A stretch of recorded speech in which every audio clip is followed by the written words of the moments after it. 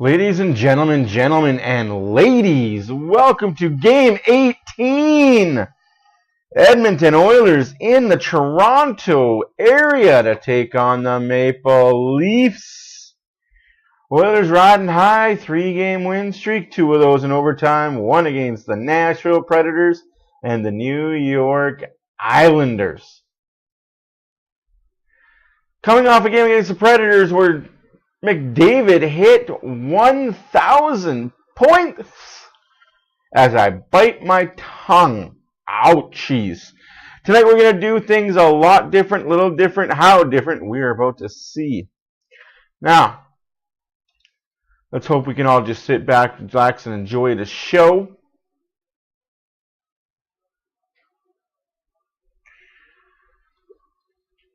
It's looking like Arvidsson is out of the lineup again. Yes, Arvidsson is out of the lineup.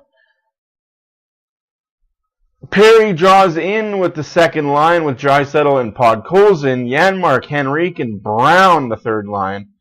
Jeff Skinner, Draisaitl, and Derek Ryan. So Draisaitl and McDavid are going to share the fourth line duties.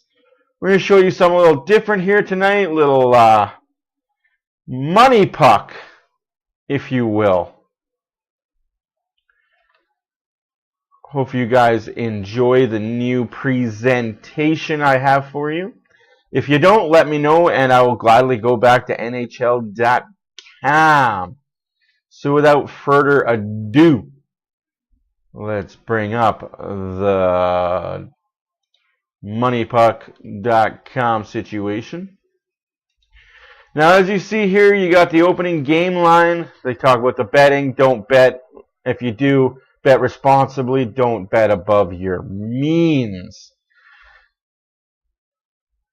It's an important game for the Oilers. Why? Because if they win this game, they got an 88% chance of making the playoffs. All this is bullcrap, yada, yada, yada. Leafs lineup. Here we go here. Nyes, Domi, Nylander, top line. McCann, Tavares, Marner, your second line. Steves, Kempf, and Holmberg. Dewar, Lawrence, and Reeves. Back end is pretty good, though. Their back end is probably better than the Oilers' back end, if I'm being completely honest with you. McCabe, Tanev, Riley, Hacknop, Ekman-Larsson, and Timmins. So out of that, I'm going to say McCabe, Tanev, Riley, and Ekman-Larsson are your studs. And the other two are just your throw in. Let's see what we got happening. In association with the NHL and Sportsnet. So for your Oilers lineup, of course, you got the Hyman, you got the McDavid, Hopkins. Like I said, Perry, Draisaitl, and Podkolzin. Back end, Ekholm, Bouchard, Nurse, Kulak. And third pairing is Kulak, Emberson. Interesting there. Starting goalies are Skinner and Stolars. In the UFC, we prepare for battles that test our limits. Hockey players do the same. Tonight, they'll prove it.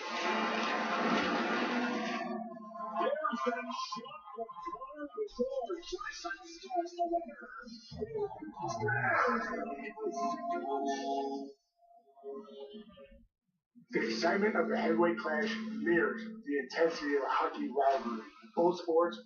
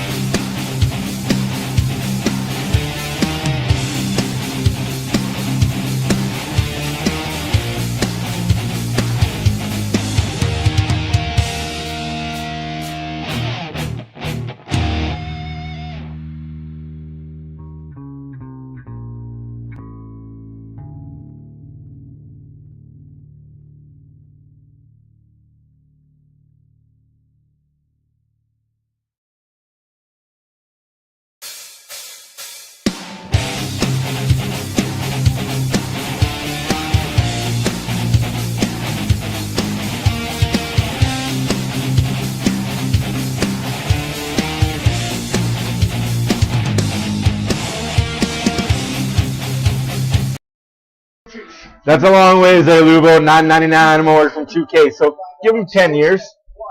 Maybe 9. Taylor Swift at Rogers Center across the street from Scotiabank Arena. We're on CBC and Sportsnet with Chris Craig and Kyle there for the Oilers. Connor McDavid, newly minted, 1,000 points. What a night. What a night in Florida. We'll have the Ottawa Senators later, but we have the Winnipeg Jets, Paul Maurice's old team, taking on the Stanley Cup champions. That's a treat for Hunter Ryan Singh, John Garrett, and Sean Reynolds on Sportsnet West. Sportsnet 1 is where you find Mike Luck, Sam Cosentino. A lot of games going on early. Center is what they call it now in Raleigh, North Carolina. Sens and the Canes, and we're at Bell Center in Montreal. John Bartlett, Gary Galley, Sean McKenzie, Columbus, Montreal's on City TV, Sportsnet East, and then we'll all convene later this evening at Rogers Arena for Connor Bedard at North Vancouver and the Vancouver Canucks. Hockey Night in Canada, presented by Rogers. Paul Bissonnette is back in the saddle. Paul, Kevin and Kelly are off. Hello to the boys. That's a good milestone against Montreal on Monday. Welcome back. How are you? Hey, thanks for having me. Where would you rather be, right? So you say in the locker room, hockey night in Canada, Saturday game. Let's go. Let's go. I'm fired up. Love to Cameron Yoland. We'll tell you later what he did for their 40th anniversary. What do you got there? There's to our official merch. Check it out. Taylor Swift. And who's there tonight? Anybody you know? My girlfriend, my sister are both there tonight in place of me. This was from a Detroit show, but pretty cool. Jen's for resale. Jen's children are at the game, the hockey game. You know, obviously the Swift McDavid thing is so big. To have something this big, you have to go back to January 16th, 1982, 42 years ago. Here's Bob Cole. Good evening, ladies and gentlemen. I guess we should say welcome to Gretzky Night in Canada.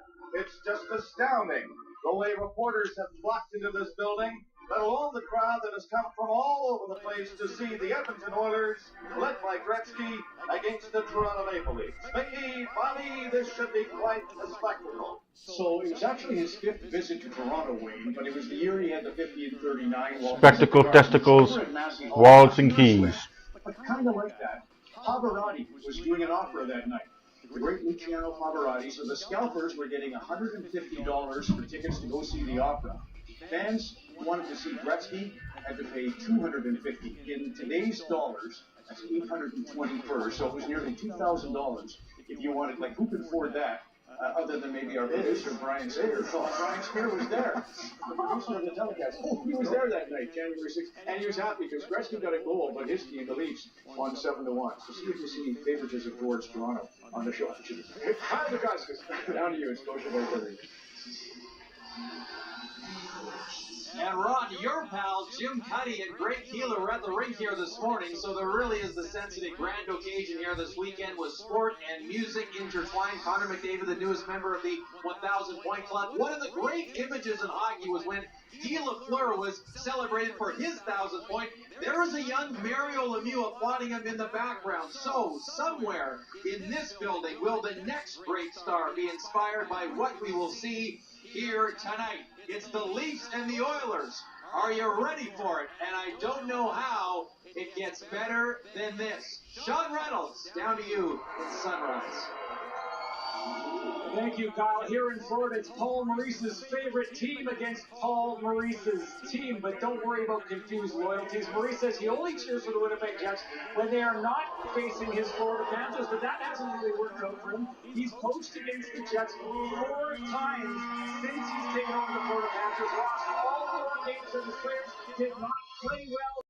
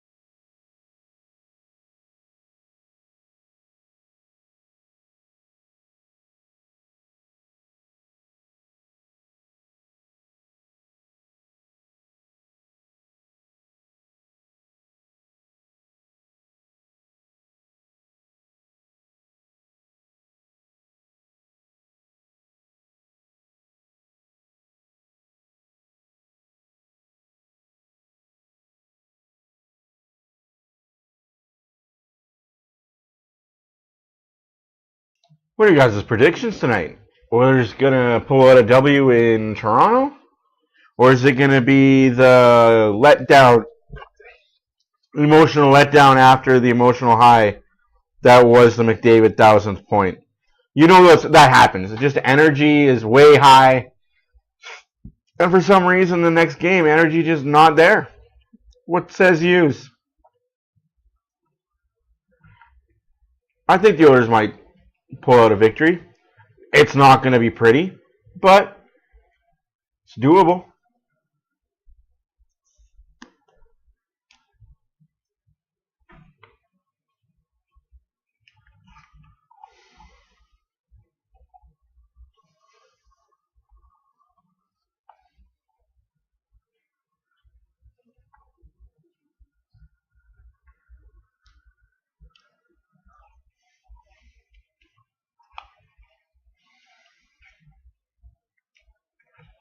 Yeah. Oilers got to stay at a box, but when they're in the box, they got to kill those penalties. They got to do more to get power plays, though. You're not just given power plays in the NHL. You have to earn them. It'll be hard to do against a Maple Leaf team that historically doesn't take very many penalties against the Oilers.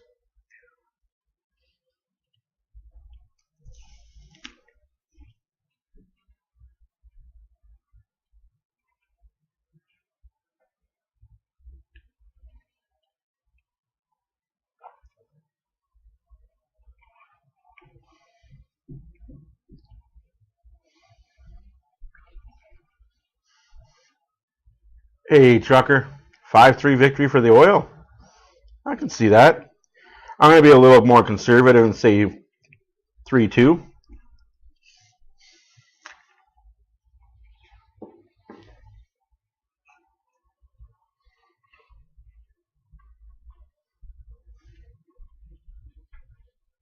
Ouchies, that's not good numbers to look at. Rated and honored for that milestone. Here next, Mike Ross is your public address announcer at Scotiabank Arena. On Wednesday, November 13th, Oliver Ekman-Larsson became the 398th player in National Hockey League history Hi, friends. to play 1,000 professional games. A first-round draft pick from Tingsryd, Sweden. His NHL career began with the Coyotes, before he went to Vancouver, then to Florida, where he won a Stanley Cup, and now to Toronto, to wear the Maple Leaf. Fans from Tingsryd, Sweden, number 95, Oliver Ekman-Larsson.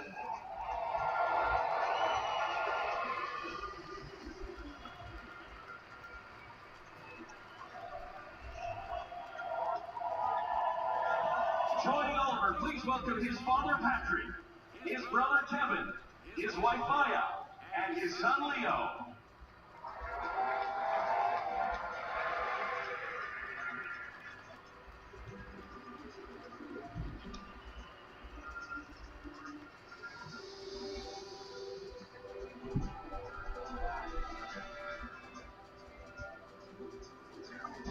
Fans, please pay attention to the video board as we take a look back at Oliver's career. We don't need to hear all that, right? We don't need to hear all the accomplishments of Oliver Ekman-Larsson. Like I said, we're going to try something a little different tonight, folks. We're going to see what Money Puck has to offer.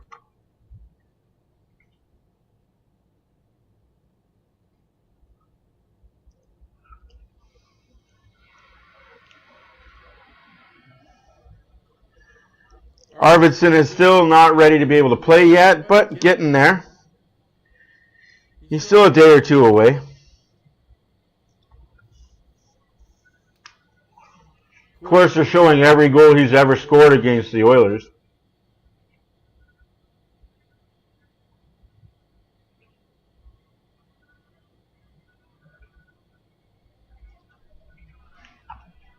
Again, another goal he scored against the Oilers.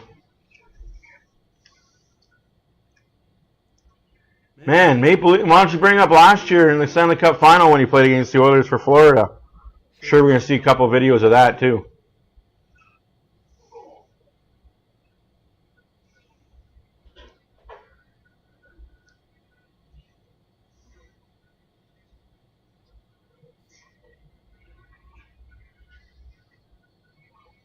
Oh, yeah. That'd be handy instead of me looking at that.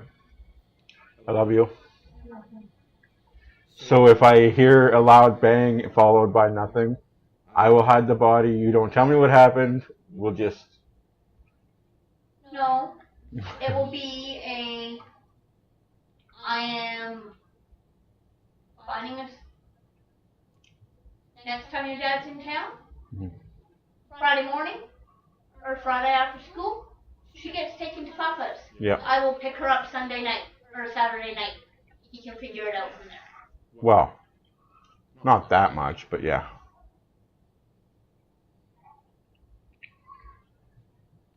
Why waiting for him to tell us when he's ready to pick her up at work? I get it.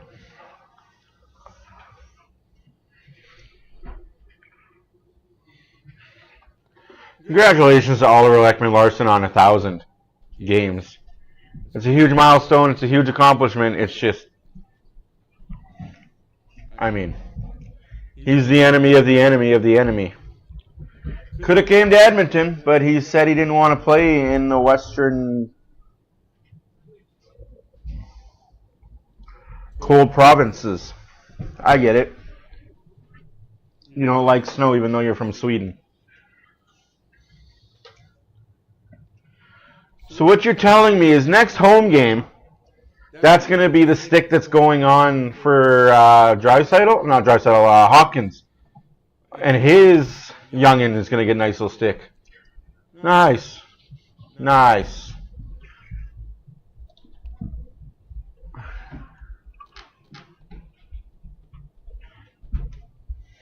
Hey, what's going on, Edmund? Not much. Just relaxing, enjoying the show. Trying to stop people from hurting each other and other people. You know how it is.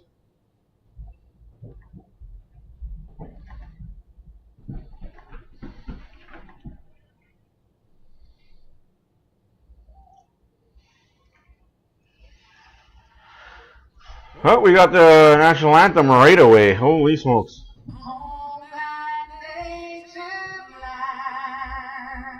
Yes, support Movember, folks. It's still in Movember, so every away game I wear this jersey for the month of November.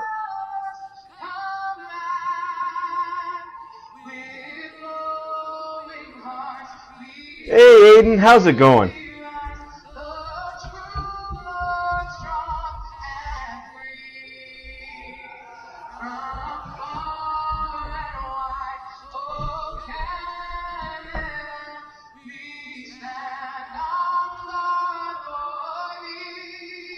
She's vocal, we'll give her that.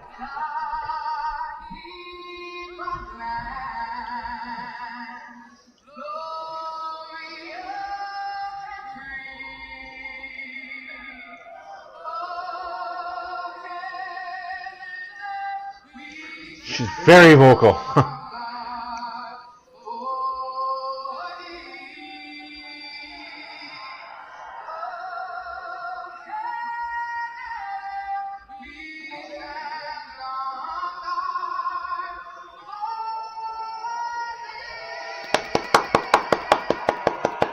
Well done, well done. Bravo, bravo.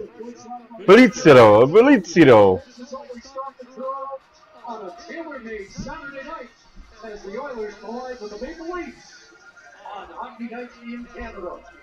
Leafs have been facing a run of Team Canada goaltending hopefuls that continues tonight. In goal for Very much good set along. Cheering for the Oilers. Come on, Stu, let's get 6-5-1 here. Stolars briefly. His first victory against Edmonton as the 50th of his career. Starting goalie Stu Skinner and Stolars. The Oilers are expected to win. Goals in each of his last three. 9 points over that span. 10 points in his last 4 games against the Maple Leafs. Gotta wait for it to update. After McDavid has 199 goals. His big partner, he scored in the final minute to tie the game in Washington the other night. Set up the overtime game winner by John Tavares. And is on a bit of a roll himself. This does have the sense of occasion tonight. Yeah, I don't think any milestones tonight. They've been all taken care of the last two for both these teams. And it is interesting, isn't it? The two picks in the 2015 draft, the top two scorers, are here to the top of the face-off. Of course, McDavid and Mitch Marner over on that right side. And the face-off goes to Toronto, so they start with the puck. That's all right. David takes it off, and Tavares tips it down into the Edmonton zone. Out along with Bobby McMahon, who scored in Washington, and Mitch Marner, all three on that line for the Leafs, scoring in the comeback against the Capitals. Here's McDavid deep to the late zone, let it go. J&F hooked by Ryan Nugent-Hopkins. It'll be picked up by Zach Hyman with shot directed towards Anthony Solars. Back to the line, it comes Bouchard's shot. Bouchard shot, save, rebound. McDavid behind the net. Back into the traffic with McKean there. And we expect to see McKean and J&F edged up to beat 97 off the back of the net. Almost able to cover in front there. Able to keep it in, and now McMahon gets control of it. And the Leafs will regroup in their own zone as both teams start their first change. Yeah, what a start. It's just the speed of the game to begin with. And a good example for that pair, as Greg Berube said, kind of have a shutdown pair with Jan Evan and Dave having to fight behind the net and in those little battles. As it over the screen, looked like he had a lane to the net and he was able to corral that pass to Matthew Nyes. Romy trying to come up with a puck as they rolled it along the boards. Loose for Nyes. He is knocked down by Darnell Nurse. William Nylander trying to come up with it. Knocked it away from Janmark. Got it to Nyes. Played it up in front, and the stick of Romy was tied up in front of the net. Oilers clear down the ice. Here comes Janmark in front of the net. Scores! Adam Henrique! What a goal it is. Henrique gets this one out of mid-air with kind of a hook pass coming from the sides. And Janmark just traveled this one down. Good save, and now an outright pass. Just a little flip off the glass. So watch this backhander. It gets deflected. There's no Riley thinks he's got the ability to just chip this one past Henrique. But to his credit, he got that one about 2 inches off the ice, able to get a piece of it. And Adam Henrique, one of the many Oilers trying to create that secondary score. That's his first and 14, and chops his crowd a little bit. Just a minute 32 into this one. The Oilers going 11-7 tonight over Edmonton, not able to go again. Just got one pitch and the scoring, but wait at the lead a little bit earlier now. And Henrique, he comes up big early. Shot deflects off the right. Victor Larson plays it across for Connor Timmins. Holmberg checked on the play there as Echo stood up at the Edmonton line. The pass by Janmark reminded me of There we go. short-handed last year in the run to the Stanley Cup final. Not a big score. Yeah, the light behind me will go off for both teams. Actually, it's not behind me. Excellent play. Up Bruce at the line. Timmins stepped up nearly. Got away with goals and That light will go off for both teams. and across for Bouchard. Was unable to control it. Just to get it onto the ice, and McKean popped in front of his own net. On to the right side, here's Steve Loretz. Working his way in, beats Hurst. Tries to cycle that in behind the net for Dewar. He's tied up by the former lead. Travis Dermott, the 17-man. Reeves missed a tip in front of the net. And Reeves crashing in there, beats Hurst. Played it to Dermott. In the skates of Henrique, and nice late feed. And here comes another chance. It's going to Stolars as they look back door and nearly found Derek Bryant. Back to the line for Emberson. Huge shot that hit a leg. It goes wide of the net. Emberson heads off. McDavid took the point, but the line, the change had not been finished. And now McDavid, he has the speed of the right hand. Back at the lineup. Adam Henrique, assisted by Janmark and Brown, makes it 1-0 Edmonton. And Robin Kids down that way, one for Toronto, following up his Toronto. Anderson taken to the end boards, and towards the hit to make a play. It comes into the goal. Skinner scores, save! Oh, it's in the net. They score. That's 1-1, folks. Brick.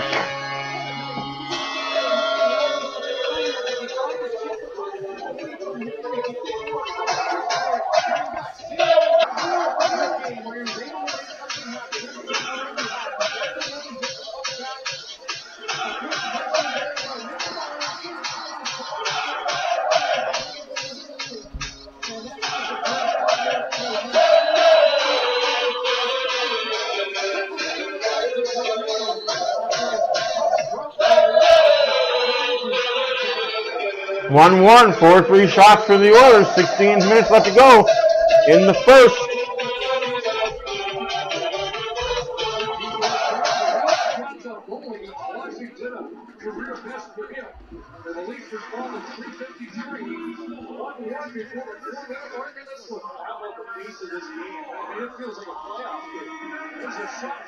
I thought for sure Skinner would have had that, but Anything going on around this town this weekend? I mean, everybody had their eyes on this game. work. Effective. David scoring his 1,000 points a game. I saw that Oliver Ekman-Larsson was honored here early on, but this is just a game of two teams that know the importance. Know what's at stake. Anytime Edmonton ever has come with Wayne Gretzky in the lineup, Mark Destiny in the lineup, now Connor McDavid coming to Toronto. Did the batteries finally die? And man, what a fast 4 minutes this is going to start. Not quite as much glitter as there is a kilometer away. Yeah, Roger Center, but just as much excitement early. Off the skate, rolling everyone. Come on to that. Pod Colson. It's down for Perry. Now they goes to Patrick Hoffling, his first game. I'm an equal opportunity guy. If the Leafs score, I'll show the goal horn. The Oilers score, I'll cheer and show the goal horn. And now it's a penalty coming up against the Oilers. That's just unfortunate timing.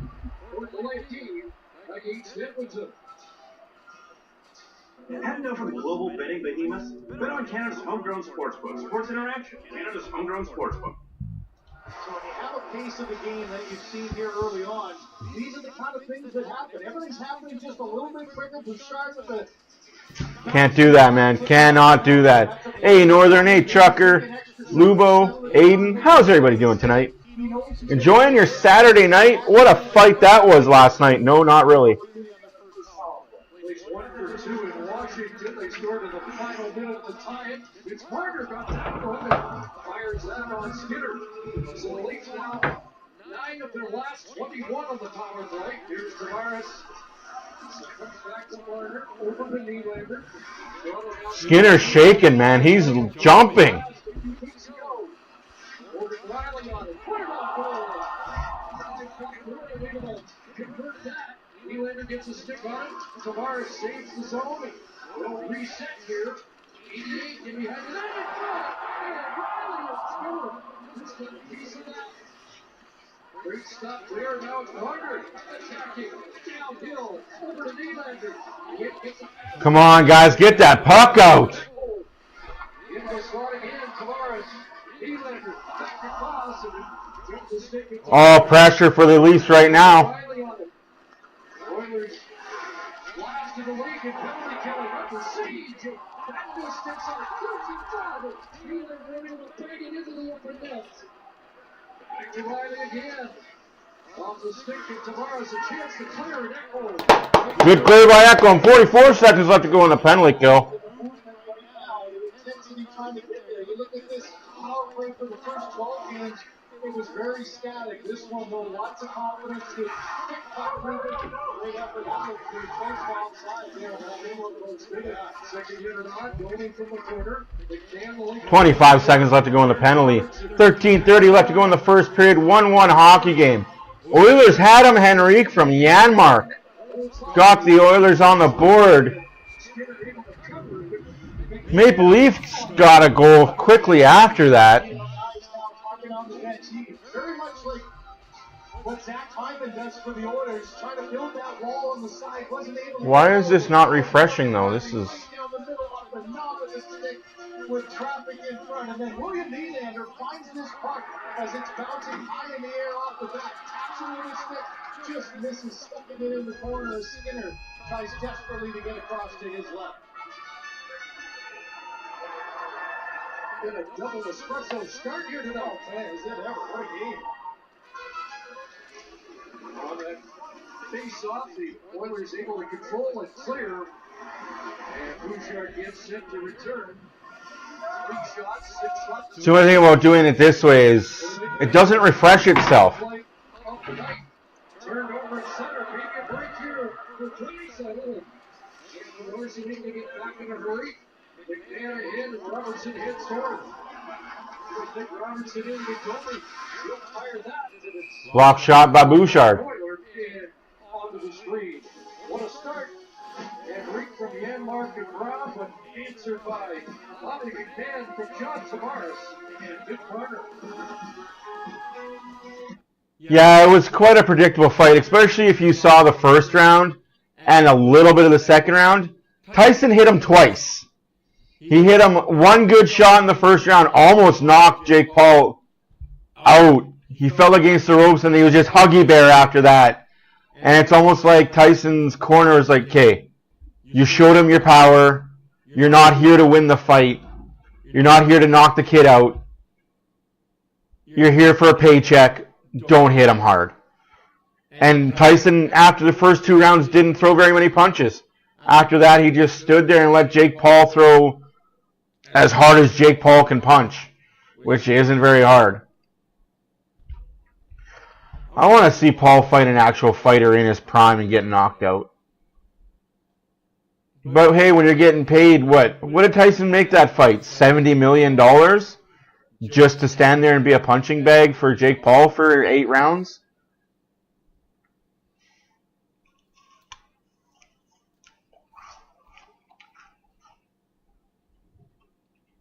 The undercard to me was way more exciting.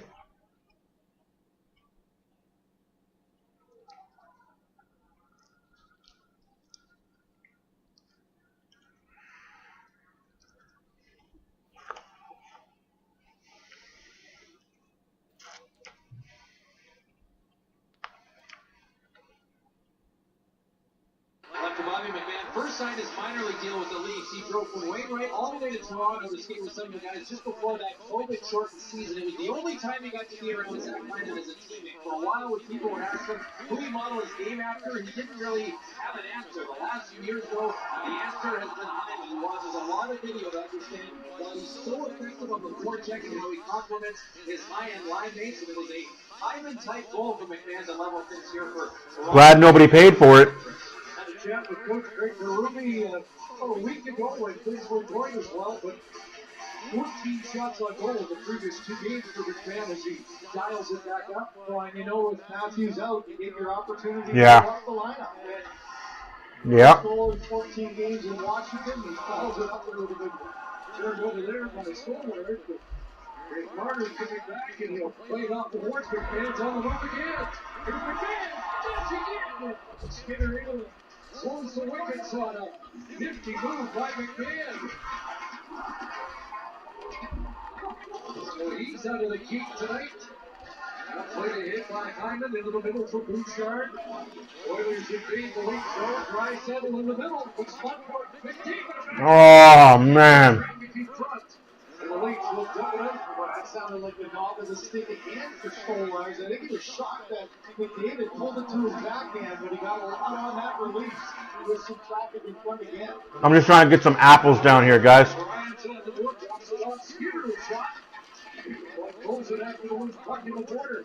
Huh. 1-1 halfway through the first period. Toronto has a power play already. Oilers looking for their first one.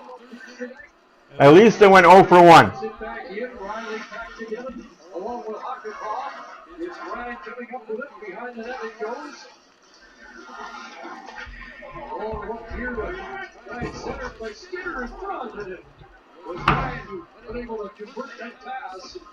Robertson plays that back inside the Edmonton wall. Wow, Robertson got away with a 2-hand slash on the back of Nurse's legs. It's all good, though. Thank you for the sub, Aiden. Greatly appreciate you. Nice into the middle, Domi. And Nylander. Hands it off, it's the Larson shot denied by Denmark. Gets it back again. Here's Nylander up high. Dropping it off. Domi's going to shoot it. Slow it down. Yeah, let's just let them walk in. Flashes weather.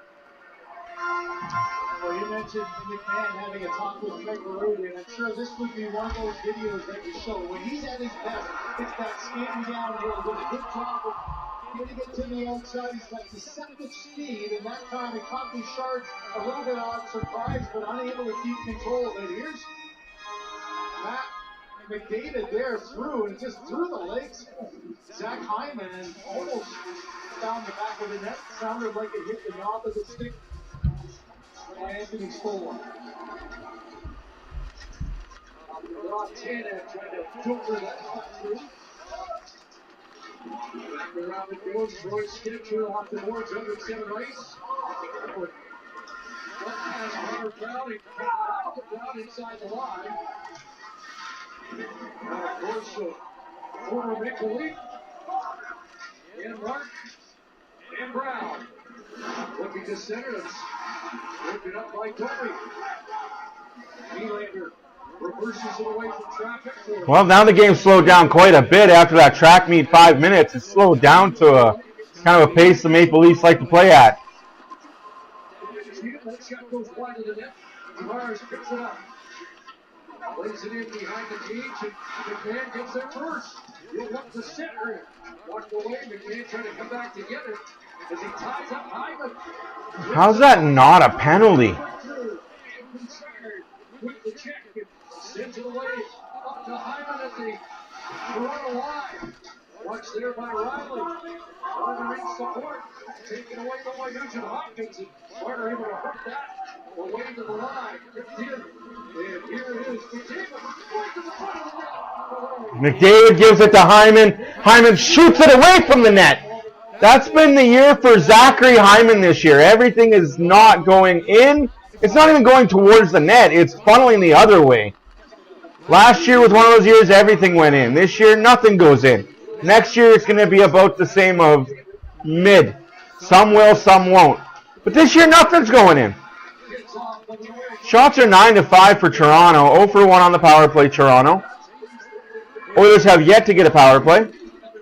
We have 9 minutes left to go in the first period. 1-1 is the score. McMahon gets the Maple Leaf goal. Henrique gets the Oilers goal. Now that you got to get it good and understood,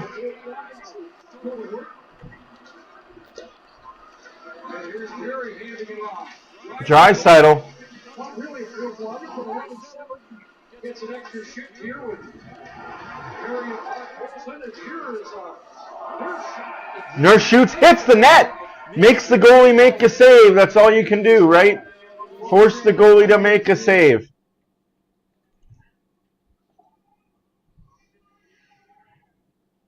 Half done indeed. Kind of what you expect though, right? Oilers played 2 days ago. They traveled last night. Got in yesterday. They leave tomorrow to go to Montreal. Monday, Tuesday, Montreal, Ottawa.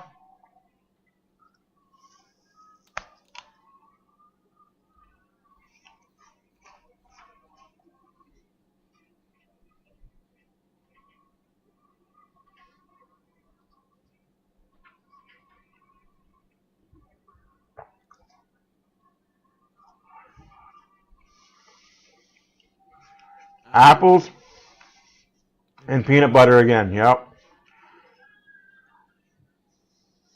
Oh, I love apples and peanut butter.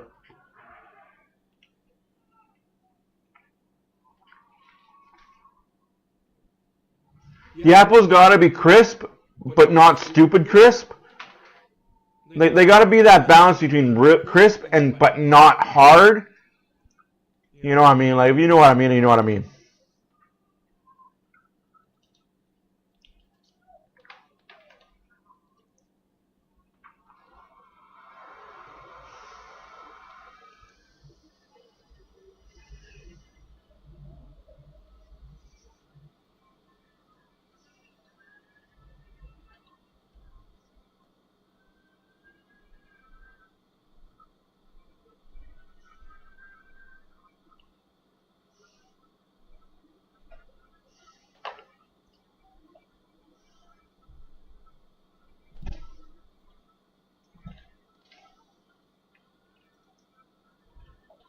If you know, you know. If you don't, you don't.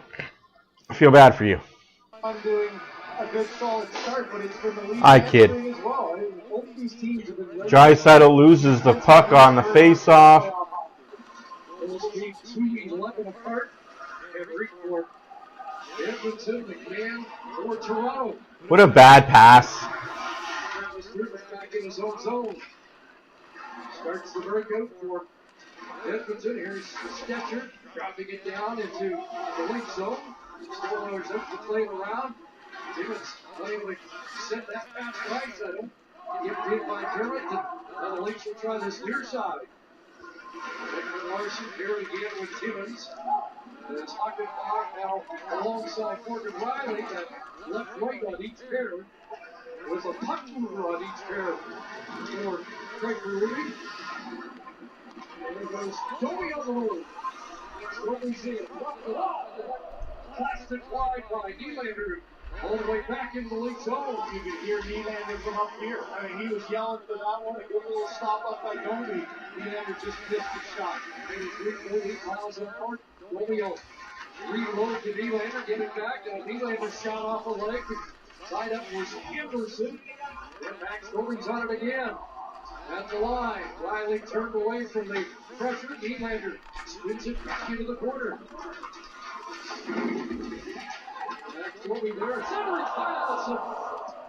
Leafs are all over the Oilers right now. Not icing though. Hit a Leaf player on the way out. 6.5 left to go in the first period. 9-6 to the Leafs. 1-1 is the score. Oh, McDavid steals it. Almost gets a good goal. And a shot from Bouchard. Blocked and out of play. Peanut butter and banana sandwich. I can't do it. One or the other. Don't mix peanut butter and bananas. That just sounds really soft. You never know how quickly the ounces is. McDavid gets on the puck, but just a great read. Knowing who your opponent is, and you look behind the net and it's 97. Great anticipation by Anthony Stolarz to get the stick and get the puck. Here's McDavid winning the draw, trying to feed it back, but Bob skated it out. It hit the ref's leg. It wasn't off a skate. It was off the ref's leg. Guess that counts as a skate. Yeah, off the skate of the linesman. Exactly. Perfect pass in the middle of somebody for a 1-2. No, ref says, get in my way. Sends it to center. Here's McDavid. Also hit his top speed this season. Early in the first period of the game the other night. Registered 38.25 miles per hour. And he dialed up here, came back in. Shot blocked by Timmons. How's that not holding the stick? Guy grabbed McDavid's stick with his free hand. You can clearly see he grabbed it. Ref's looking right at it, and don't look suspicious at all. Games. Draisaitl loses the puck. Ay, ay, ay. Oilers playing sloppy right now.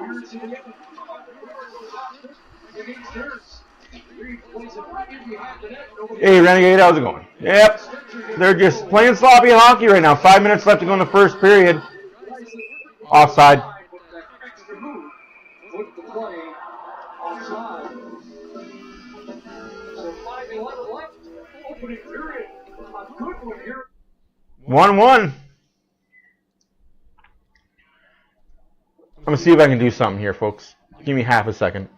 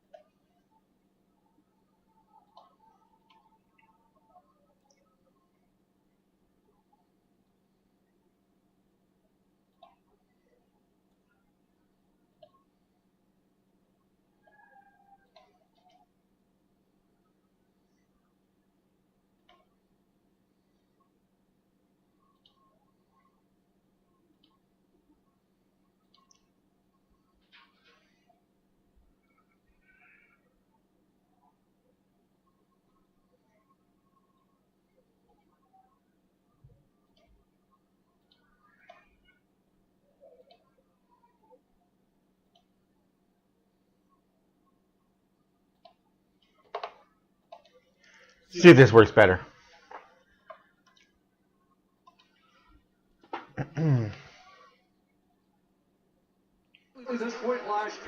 Yeah, but you're weird if you think that. You're a weird, strange person. In a row to turn that season around. What's been strange is the offense hasn't really been able to totally get on track. Won 7 of the last 10.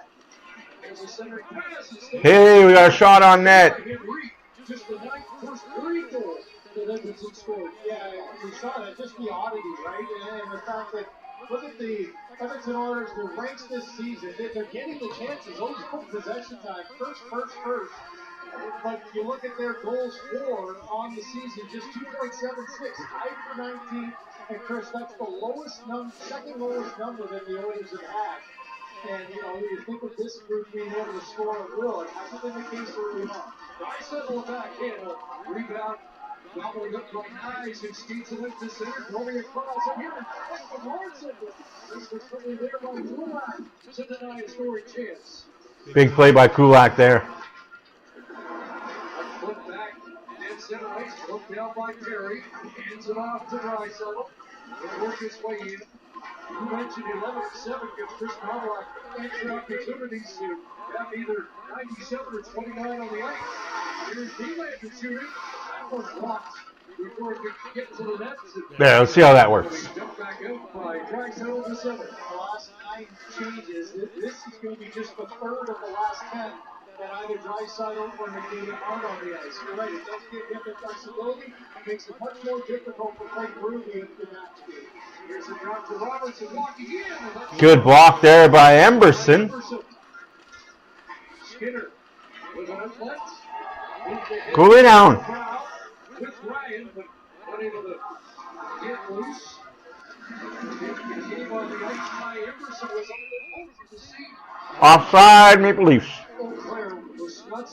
Offside against Toronto gives us a chance to remind you that Defensive State is celebrating its 50th year with a hard-hitting and two-seeking season. A new episode available free on CBC Jail. I mentioned just the matchup game. You saw it there. That was basically the fourth-line shift for the Edmonton Oilers, and he ended up with deep there with Canada and McDavid, this so-called shutdown, not able to go. Now the responsibility goes with either Emerson and Morgan. Yeah. Draisaitl will be on the center. McDavid will be the center. Get them both out there. On to the left side, they give it back to McDavid. Oh, the pass. How is that not a call? The Maple Leaf defenseman just dumps McDavid behind the net. No call on the play. Holy crap. You're going to call that? You're going to call that? You're going to call that? But you're not going to call the tackle behind the net.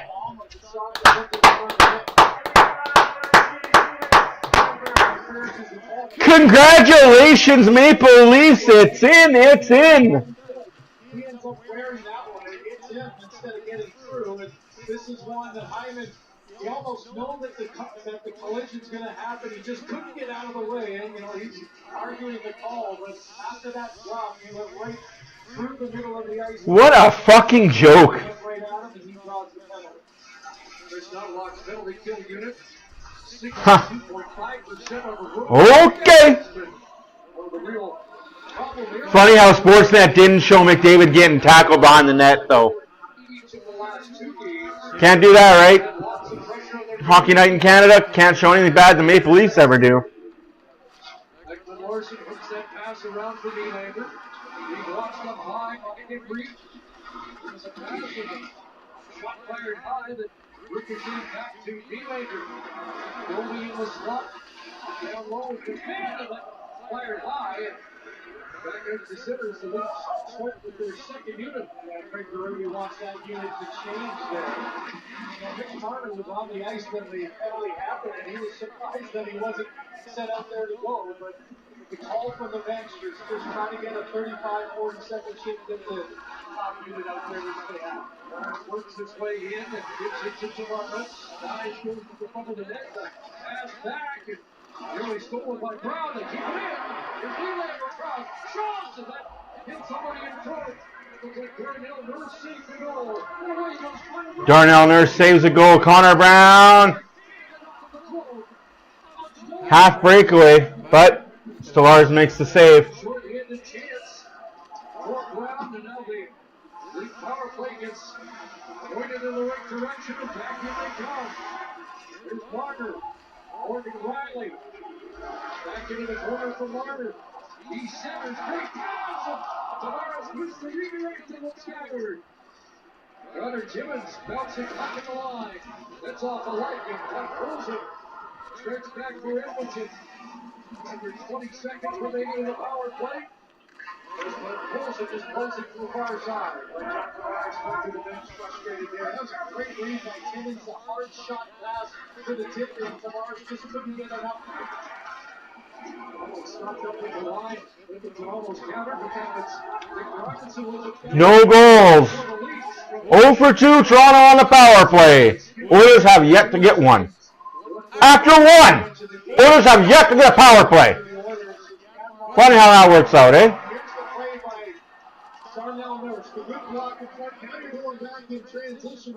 Funny how Connor McDavid gets tackled behind the net. The puck's already out of the zone. And he's laying on his fucking face behind the net and no call? Alright. Fuck. Who do we have reffing tonight? Mick Magoo? Last minute of play in the first period. Last minute of play in the first period. McDavid back on the ice. There's Holmberg along the boards. 2:29 battling there with Draisaitl getting his skate on the puck and loose for Canada.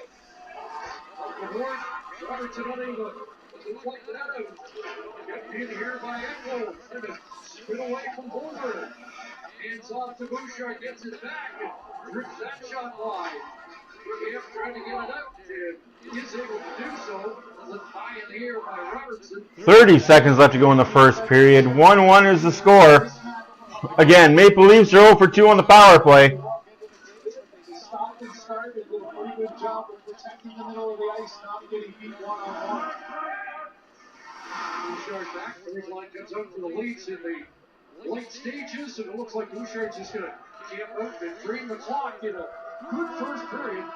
So Toronto outshoot Edmonton 10-9. I sure hope you outshoot Edmonton 10-9.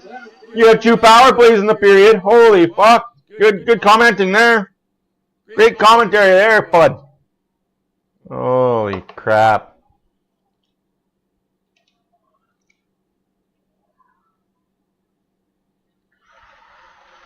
One after one. Oilers score first. Toronto ties it right away.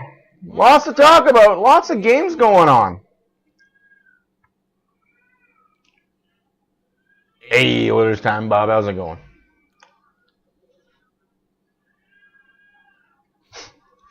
It might as well be fucking Mick Magoo reffing tonight for the Oilers game. Chris Rooney, Mr. I Hate Edmonton.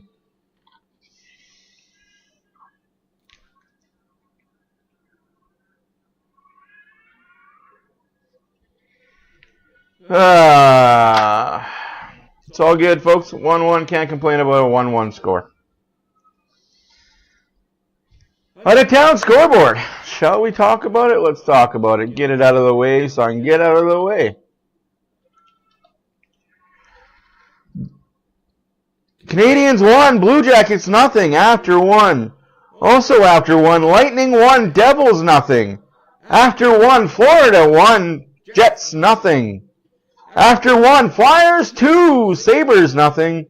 After 1, Penguins 2, Sharks nothing. After 1, Carolina 1, Senators nothing. Games yet to be played. Stars are in Minnesota to take on the Wild. The Red Wings are in LA to take on the Kings. Earlier today, the Blues beat the Bruins 3-2 in overtime. And the Kraken beat the Islanders 3-2 in regulation. Now that you're up to date, get it, got it good, and understood, I'm going to go grab myself a real meal.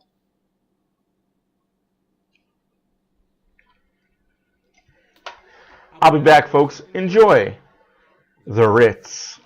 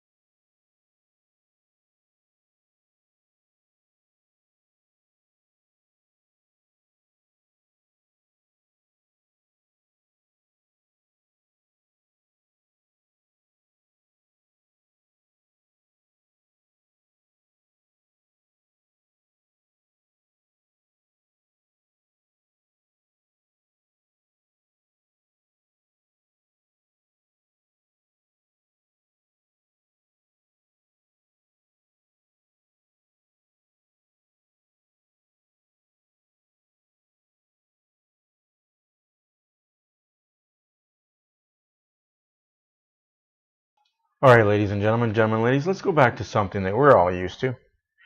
Try to do something. It didn't quite work out the way I wanted it to. Let's see if this does what I kind of want it to do. The deserve to win meter, definitely in the Toronto Maple Leafs' favor. Boy, is it ever. Ouchies. What did you guys think of that first period? How did you guys think the Oilers played? Do you think they played well enough to be in the lead? Do you think they deserve the tie that we're in right now? Or do you think Toronto should be winning by 1 or 2? What are your thoughts? Second period. Now. Still to come, and more good hockey to come in this one tonight. For sure, I thought it was interesting how reflective he was after setting the milestone on Thursday night. Well, I think the last year and the experience of going. Thank you, everybody, for being here. My name is Matt for OilersFanReaction.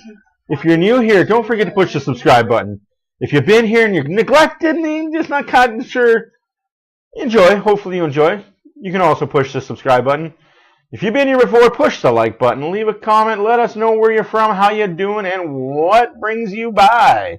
Oilers 1, Leafs 1, second period. Meow. How that can happen. The next one in Edmonton, and of course, like Wayne Gretzky's great number, he ends up being number 99 to do it.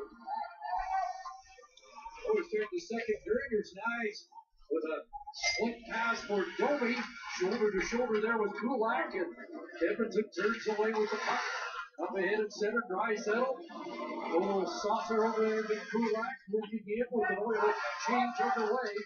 The Leafs, the third highest scoring team in the second period, with 24 goals, 17 so far this season in the middle frame for Edmonton. Icing against Toronto to start. Toronto.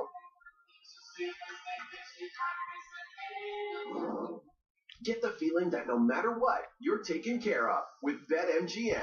BetMGM. The sportsbook born in Vegas. Born in Vegas, huh? Not just for Vegas, but born in Vegas. David on the face-off against John Tavares. We're waiting. Right off the draw there. Nugent Hopkins applied. Knocked off the stick. Again, McDavid gets tripped away from the play, no call. Like, pull your head out of your ass, Chris Lee, you fucking goof. Good job filling that roll down low by Marner to give his defenseman you know, when it's that line against and they're getting pressured, you have to do your spot to support them down low, and Marner did an excellent job there. Tavares battling with Echo, and then took down Bouchard. It's going to be a penalty against Tavares, who shows his displeasure with the Shut up, Tavares, you bum. Power play Oilers. You've seen it at both ends. Talented guys, and they just try to separate from the traffic. Tavares loses a little bit of body position there because of that call, and now you get into the hands. Weak call, but hey, you've missed 2 of them that should have been called, but hey. Went down easy. Shut up, Craig. Like, Craig Simpson, he went down easy. Yeah, okay. So did McCabe when Hyman ran into him, but hey, that's a penalty. Just a matter of time. 2 of their last 9, but 24th overall at 15.9. Well, one thing too, that last year they had 16 games where they scored 2 or more power play goals.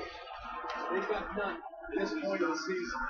There's the big soft switch by McDavid, a shot blocked there by TNF. That's his second of the game, and he's back in the league lead ahead of Rasmus Anderson. Bouchard for Nugent Hopkins. He'll come back to Bouchard. There, tries to Score! Connor McDavid on a power play! 2-1 Oilers! I must be behind you guys, but that's okay. Ooh. They struggled early on, kind of mystically. They had just an 0 for 11 stat, but this is one that for Anthony Stolarz, he's not able to control the rebound. Why?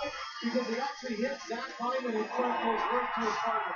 So Hyman's going to get an assist on this. We saw earlier him getting hit with a puck that didn't go to the net. That one hits his leg, goes right over the captain for a wide open net. And here's point 1002.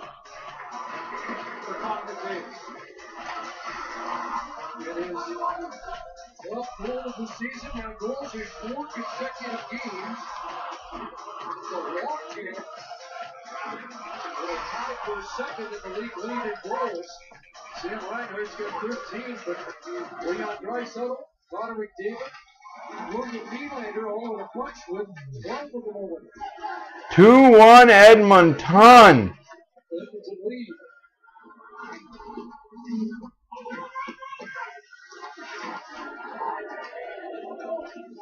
Cycle back by Reeves out of the reach of tour. Assisted by Hyman and Draisaitl. That's a hit to the head, Ryan Reeves. That's a 5-minute game. Get the fuck out of here, dumbass. 5 and a game. Holy fuck. Yeah, 5 and a game. No, 5.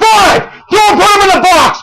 That's a 5-minute major and a game misconduct for number 75 of the Toronto Maple Babies.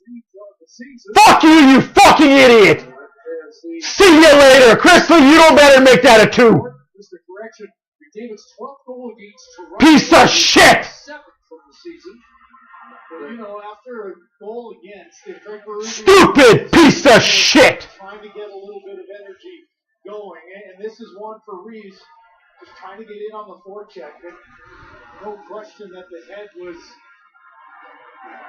as Nurse is getting looked to by TD4, so it's having a look and see. Goes in after. What are you fucking doing, you stupid idiot? Yeah, Craig Simpson, let's justify that, right? That was a clean hit. I don't know why there's a penalty there. Why? Because he drew blood? Hit to the fucking head! I think this is going to be a short review by the officials. The head definitely was principal point of contact. No shit! Toronto penalty number 75. Match penalty, 5 minutes. Illegal check to the head. Bye-bye, Reeves! The longer review will be by player safety because this will likely get suspension! Well, no, fans obviously reacting as suspension! I just don't think there's any question. And Reeves obviously worried about Darnell Nurse. There's any question, and Reeves obviously.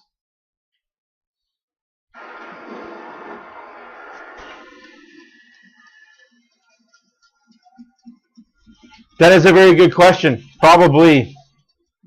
With the principal point of contact there, and so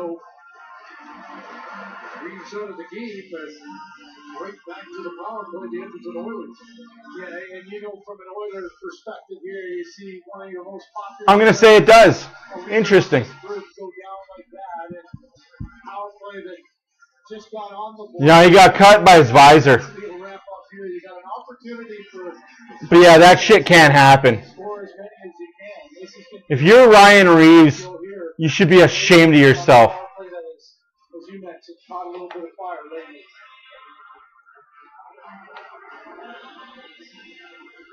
So just moments ago, it was McDavid with the power play goal, 7th year, Hyman and Draisaitl. 5-minute power play for the Edmonton Oilers. Don't give them that. 2-1 lead. David Camp with Marner. Start on the kill for Toronto, and off the runs. Played by McDavid. Kicks it back to Bouchard. Point, and now McDavid in. Another shot blocked by Canada. In the zone, Bouchard gets through. McDavid walking in. Toe stop. And Camp comes up with the rebound. Play by Stolarz there. He knew exactly where Zach Hyman was and kind of read the mind of McDavid there that the shot wasn't coming for a goal. The shot was a pass. And an excellent left pad save on that pass across. Here they come. Hopkins spun around, lost it, and away goes Holford with 9. Bad play by Hopkins again. Takes it away from him. Just bad play by Hopkins again. Like, Trapped here by Knives. Lyman's reaching behind the net. Hopkins ball watching him. Hopkins to Draisaitl and back. Hopkins back to Draisaitl. Draisaitl sees Bouchard. defers, gives it to Hawkins, who loses the puck again. My God, we got 5 minutes, guys. We've done nothing for the first 2. Shoot! If you're going to shoot that high, hit the net. Make the goalie make a save. McDavid to boost to Draisaitl. Draisaitl back down low to Draisaitl. Save it. Hawkins is not paying attention. Again, the puck is in your feet. 9-3. 9-3. The puck is in your feet, not in the freaking opposite corner. What are you watching? 3 minutes left to go on the power play. 2-1 Edmonton. 15:33 left to go in the second period. Shots are 11-10 for the Oilers. This is a 5-minute major for the Edmonton Oilers, which have done skittish on it. Don't get it, don't understand it, don't like it.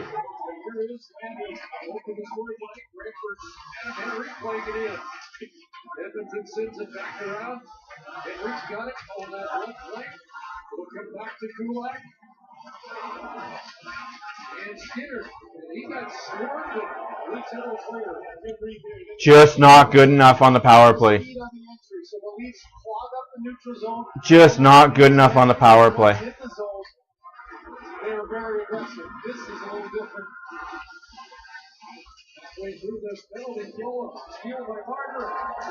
Draisaitl loses that battle. Oilers are just losing battles. They're not competing.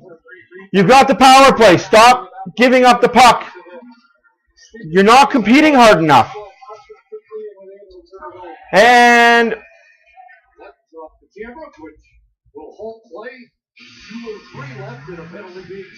just not, this power play is just not good enough. He knows where the pressure is, and that's a tap pass across to Zach Hyman. Doesn't get through, and then on this Hakanpää getting his second game of defending here. Just pay attention, Hawkins. Like, please. Just be better. It takes a while to get back into the thick of things.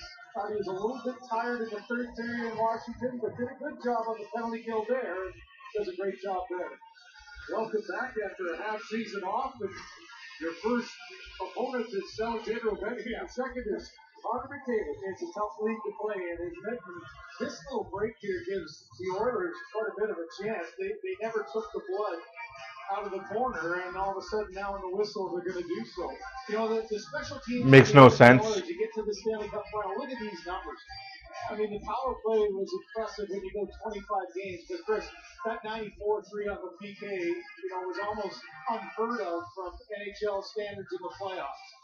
It was one of the reasons why they were so successful to get to that Game 7 of the Stanley Cup final. This year, though, the penalty kill has been a real issue for Chris Knobloch, and the power play that started so difficultly. I mentioned the 2 goals or more on the power play.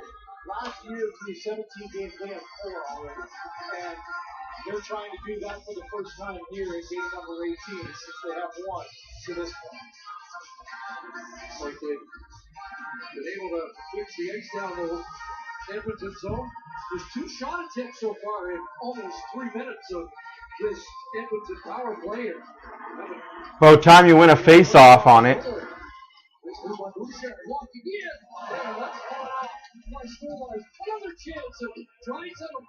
Shot, Draisaitl whiffs on it. It's the power play in a microcosm right now. That is this year's Edmonton Oilers power play. Just nothing going for them.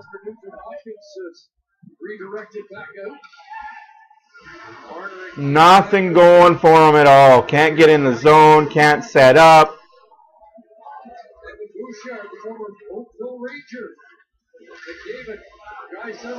Draisaitl doesn't have a shot. He's just standing still. Bouchard's standing still.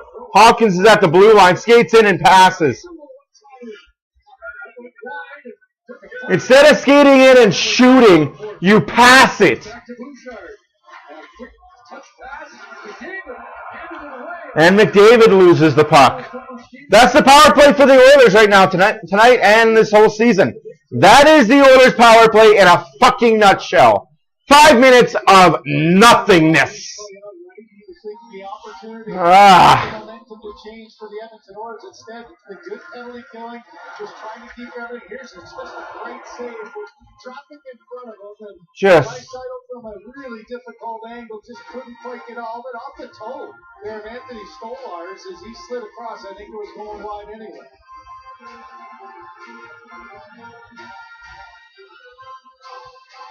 So 58 seconds remaining in the 5-minute major. what do we got? I don't even know how many people are watching us right now. Thank you guys for being here. I greatly appreciate every single one of you guys. The Oilers, Corey Perry. Oh, Corey Perry wins the face-off. We got 54 seconds left to go in the power play. 2-1 Edmonton, 13-10 left to go in the second period. And down the ice it goes. Can I just take away the power play? Because they're not going to score on it. Apparently Toronto still is deserved to win meter. I don't get how they're still on the deserve to win meter. By a wide margin they deserve to win apparently. Not understanding that.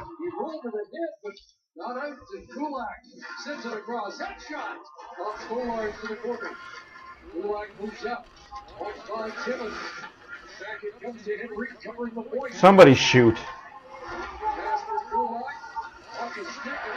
Somebody shoot. No, that's just not possible. We don't have a shot.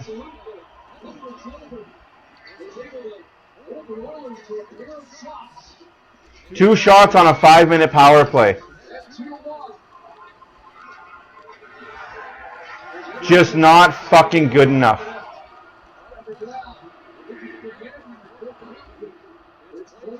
Just not fucking good enough.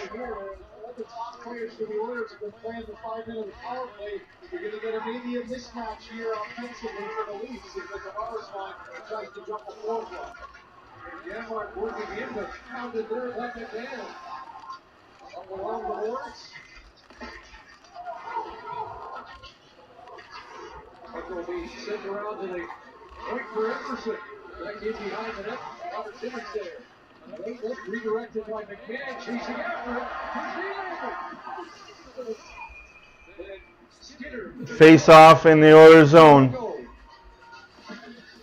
Yeah, I don't know how you're watching your game, Edmund, but yeah, the game's still on, unfortunately, for the Oilers. A whole lot of skadoosh on a 5-minute power play that you should have at least got one, possibly two on, but this team, it's the ineptitude of the power play and the brutalness of the penalty kill that are going to be this team's downfall this year in the playoffs unless they fix it. Fix it. In case you're joining us late, Oilers' first goal scored by Adam Henrique, assisted by Janmark and Brown, made it 1-0 Edmonton. 2:10 later, McCann make it 1-1. Toronto got a power play, did not score. Toronto got another power play, did not score. Move on to the second period. Oilers get their first power play. Power play goal scored by Connor McDavid, assisted by Hyman and Draisaitl, 2-1 Edmonton. Oilers get a 5-minute power play. No goal scored. 2 shots on it. Not good enough.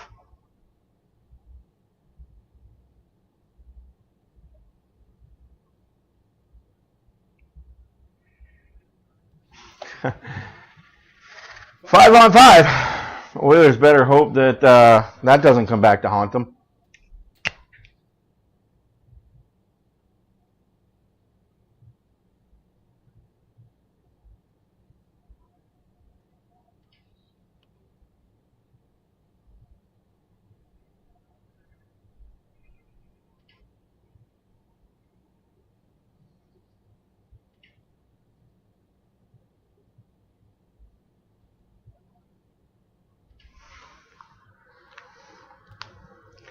Monday night on Prime, Edmonton's in Montreal.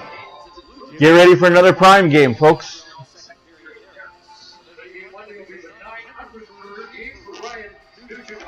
900th career game for Ryan Nugent-Hopkins.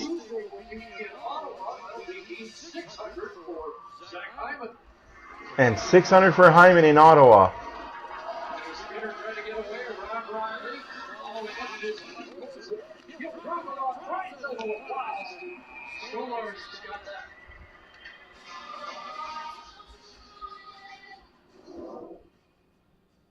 Skyscanner. Compare flights, hotels, and cars, and score like a travel MVP with the ultimate travel hack. The tension's rising as they make their stirred up on the Great Canadian Baking Show. A new episode Sunday. Watch free on CBC Gym.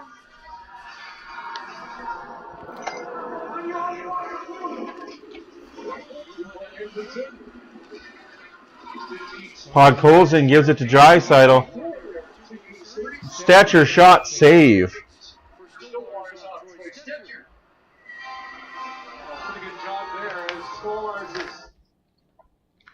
Well, that's unfortunate. Glasses him score out. Then he hit cameraman who was taking pictures of the game, almost gave the Oilers a really good opportunity. But Stolarz says he is done. There he goes there. You got to poke that out. Yeah, you're an idiot for putting your camera into the freaking. That kid should be fired.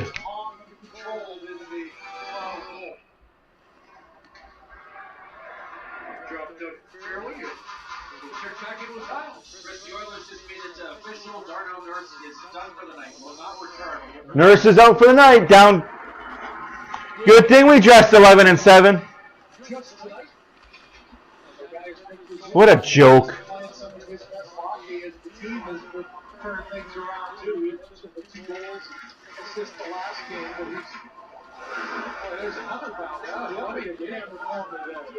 There's the same hole on that side. It's a different guy this time, right? Freaking idiots, man.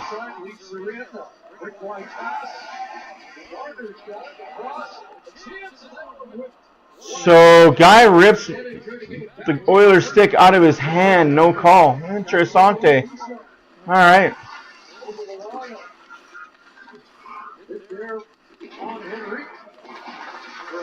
Excuse me, McDavid looks him over, and it's McDavid with the shot. McDavid shot saved by Stolarz.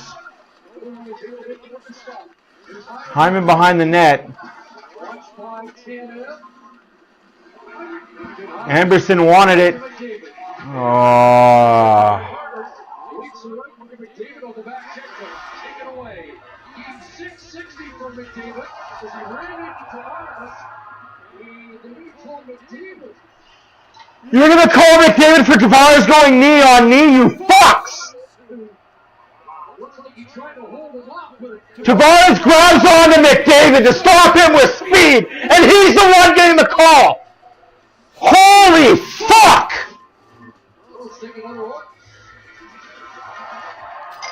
I don't get it, man. I don't get it. Hey, McDavid's open season.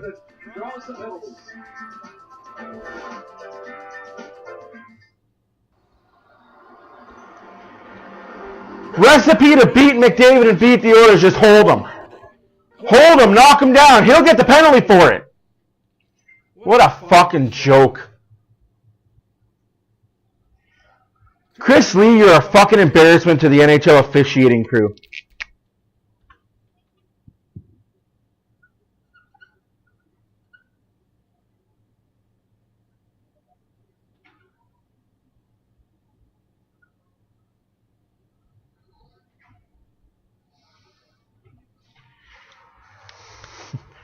Third power play of the game for the Toronto Maple Leafs.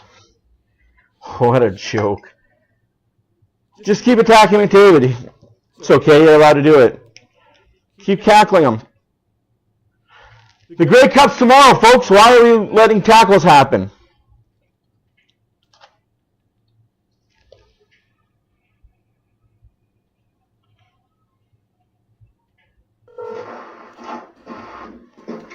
But we do. Right now, save $1,100 on a new furnace during the Reliance trade-in event. How many power plays can you give a team before they score on one?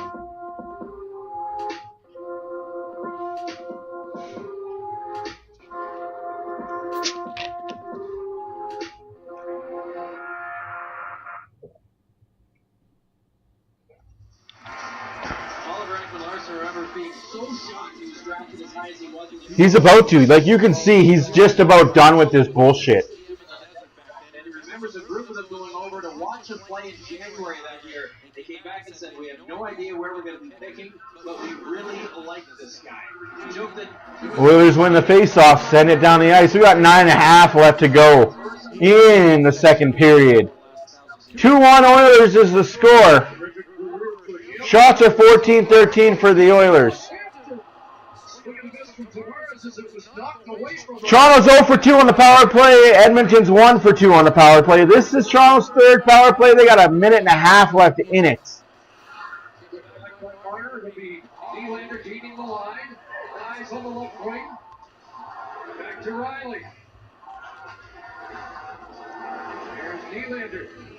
He has 12 on the season. Takes a long look. Other side of the net. Off the boards, back to Riley. Into the skates of Marner. Morgan Riley. William Nylander dives. Power play again for the Maple Leafs. 5-on-3. Knives, you little bitch. I'm sick of this fucking Toronto shit already, refs. Instead of trying to make a play immediately once the arm went up, throws the puck to Stuart Skinner to get the whistle. Now you got almost a minute. Interesting, and Craig Ruby thinks his group is a little tired when he takes cross-check to the numbers. So you'll call that, but you won't call the cross-check to numbers when McDavid's sitting there, Hyman's sitting there. Cool. Whatever, Knives, you fucking bitch. You learned how to play hockey from fucking Austin Matthews. Scored 3 times last year in this scenario. They have yet to score on a 5-on-3.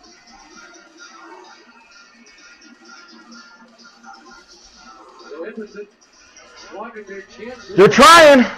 The refs are trying to get the Maple Leafs back in this game.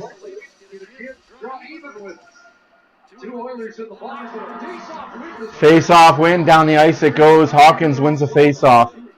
Hawkins, Emerson, and Kulak are your guys on the ice for the Oilers.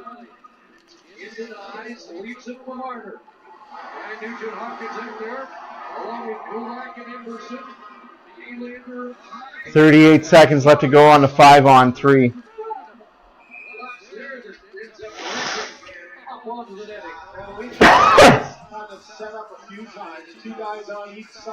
What a joke.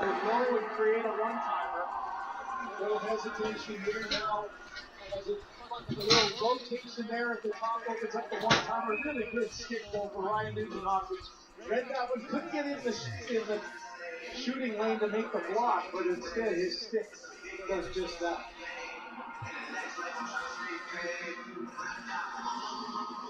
Tavares wins the draw. Back to Riley.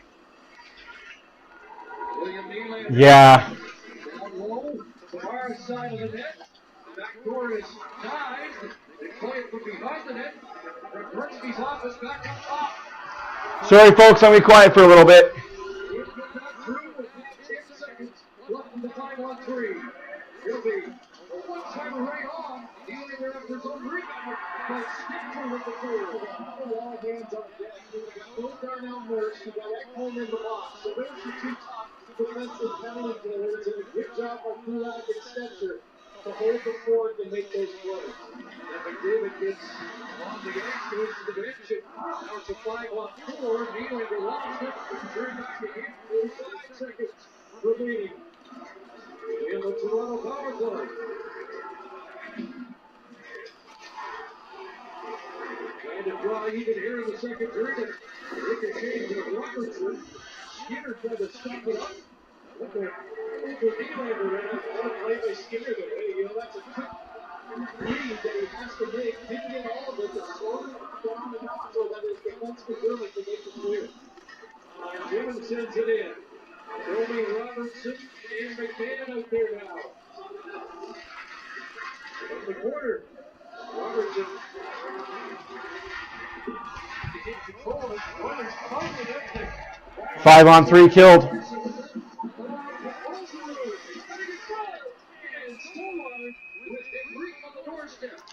And the Oilers get the best chance out of that. Opportunity to get even 5-minute period. Penalty players has there for 5-minute power play here. It's ridiculous. The one-timer Stuart Skinner though You're not wrong, Trucker. You're not wrong. They had to call the 5-minute major. How do you even up the 5-minute major? You call 2 back-to-back. One's questionable. The other one, okay, well, how many times have we seen Hyman get ducked and trucked in front of the net with a cross-check with no call? Goose and gander, folks. Goose and gander. They are not built the same.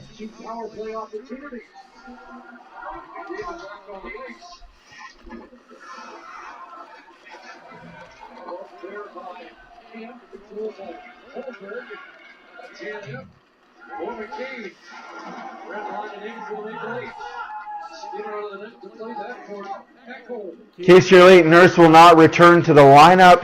He's suffering from blood bleeding from the top of his head.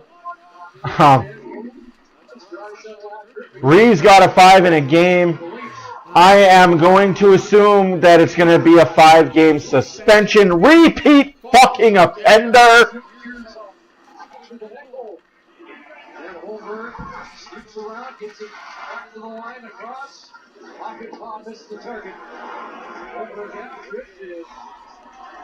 Holberg trips Bouchard, no call.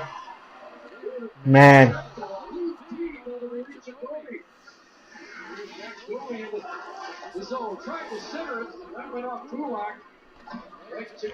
Guess if you're wearing blue, you might as well have black and white stripes on your jersey.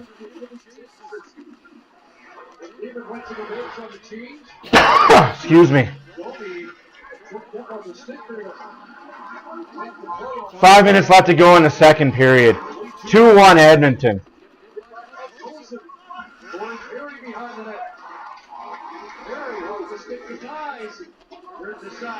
Shots are 15-14 for the Oilers.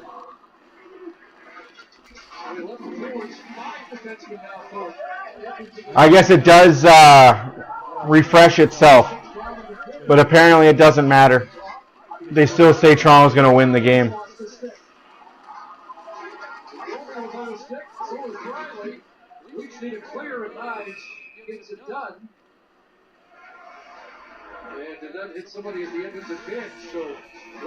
Oh, it's going to be no fine. It's going to be a 5-game suspension. If I remember correctly, Reeves is a repeat offender for being suspended and should be suspended again.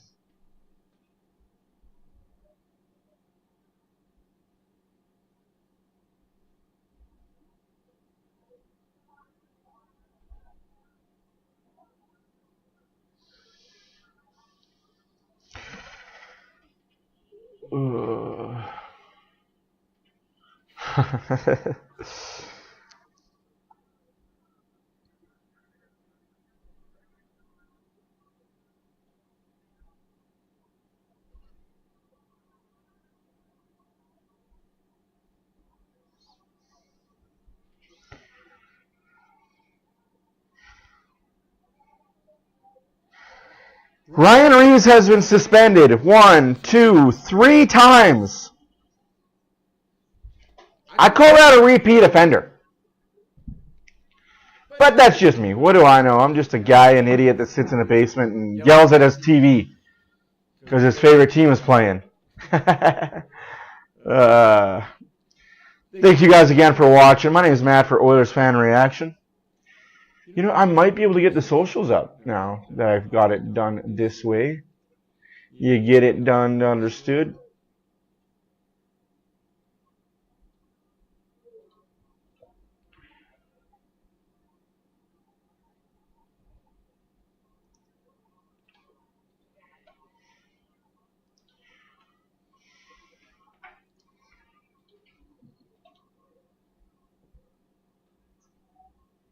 Yeah, we'll get that up. You guys can still see that they have Toronto favored by 20%. Makes perfect sense, right?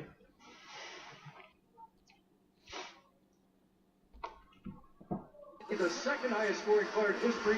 I got it figured out. It'll be around February of 2031 if he continues the pace he's at and is able to stay relatively healthy. I'm not sure I debate on what kind of pace he's going to, it may go higher than ever. What's amazing is that with all the great records Wayne has. He's got the 2 fastest game play into 1,000. His 2 1,000s are the 2 fastest in NHL history. That in itself is crazy. 4 minutes remaining in the second period. Shots are 16-14 for the Oilers. Scores 2-1 for Edmonton.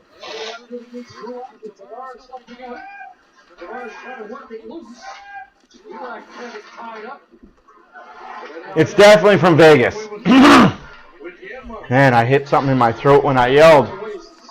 How unfortunate. He has 660 assists, so an assist a game has been the current pace. There's Monador playing ripped off by Robertson. Under 3.5 to go here. After the period, I'll show you there, bud. Stolarz makes a good blocker save. Can't get mad at Stolarz making saves. Stolarz fought that one hard. He came out aggressively there. He just tried to take away any lane that Emerson had to get it outside past. Emerson looking for his first was in Edmonton Oilers. Here's Nyes. Knocked off stride, but able to work it for Nylander. Travis Dermott there defensively. And Nyes wins the battle, got it to Toby. Check back by Colson, but it goes to Nyes again. High slot. Nylander time. Shooting. That goes high. 2.5. And in along the boards. Toby turns it back. Reaps on the move in the Edmonton zone. It'll come back to Nylander. Bouncing puck. Gets control of it. 88 takes a long look. Spins it back to Tanev. McCabe. Oilers are hemmed in for 40 seconds. Once again. Looks to get some tight orders on the ice. Here's Tanev. Roby with the center. That goes off Emerson. Draisaitl just gets the puck in deep. Full change.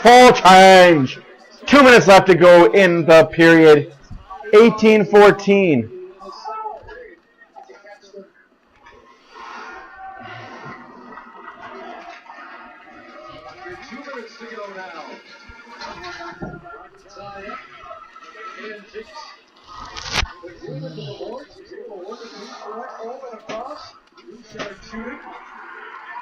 Did something to my chair and I can't fix it. Along the boards, loose for Tavares. Now McCann, the lead goal scorer, one-handed inside the line. Evan Bouchard. Jason Hawkins, his pass. Off the stick with Tavares. You wonder if Tavares losing the C woke up a more fierce hitter in him, because he's been hitting a lot more this year than he had last year or the year before. It's almost like if you're gonna play on if I'm gonna play on this team with no C.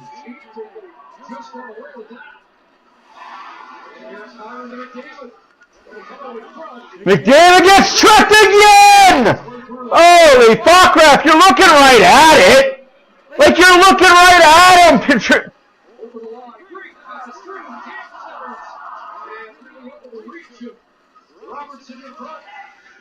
34 seconds left to go in the second period. Chris Lee standing right in front of the Leaf net. He sees Ekman Larson trip McDavid. Oh, we can't call that. Late in the period. Nope, don't wanna. Don't wanna.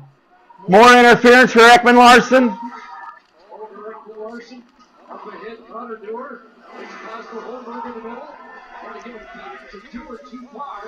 10 seconds left. Just hold on. Take the lead going into the intermission.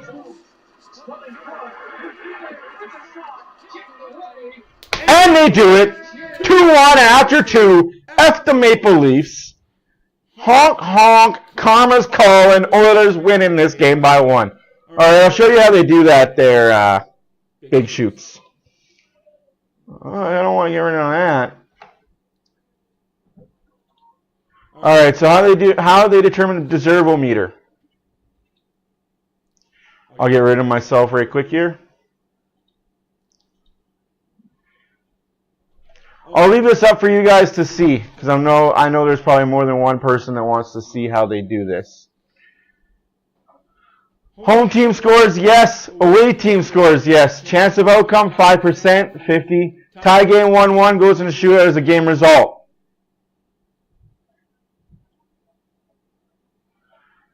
Man, there's a lot of information here.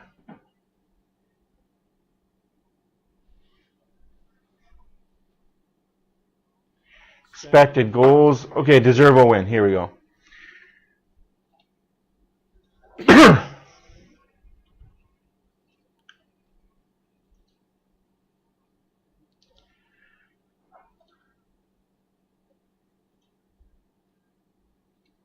Just a second. I'm going to make it so that you guys can see my entire browser. So you guys can see what I see. Do you see what I see? So Deserve-O-Meter is a feature of our live pages which shows each team's chance of winning the game. Had the game been reenacted, expect average. So home team scores, away team scores, it goes up. The home team scores, the away team scores, it goes back to 50. So they're saying that there's a 45% chance that the home team wins in regulation. It's a lot of mumbo jumbo. They don't really tell you how they do it.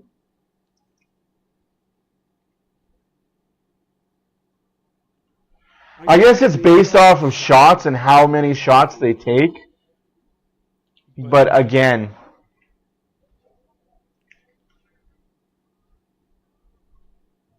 yes, please, T would be great.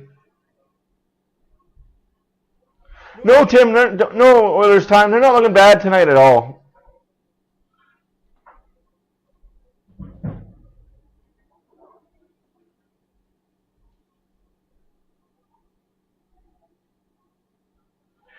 And they just go through other stuff like.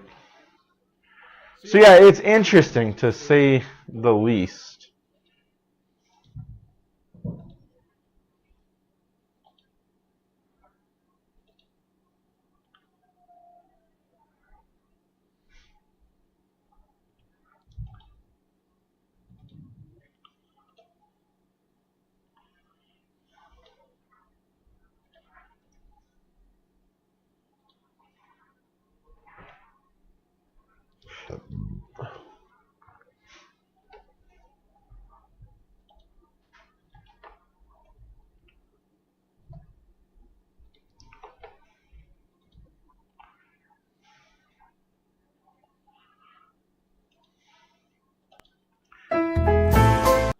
But anyways, guys, yeah, that's my little behind the scenes of what I do. I do a lot that you guys don't see, that I really don't let you see. I've been told by some other YouTubers and TikTokers that I should let the people see the behind the scenes of what I do, just so that they get get kind of an understanding, I guess, so that you guys can get an understanding of what goes on behind the scenes. I don't disagree with that, but I just have different ways of doing things. It's not a knock on y'all, it's more a knock on me that I'm a private guy.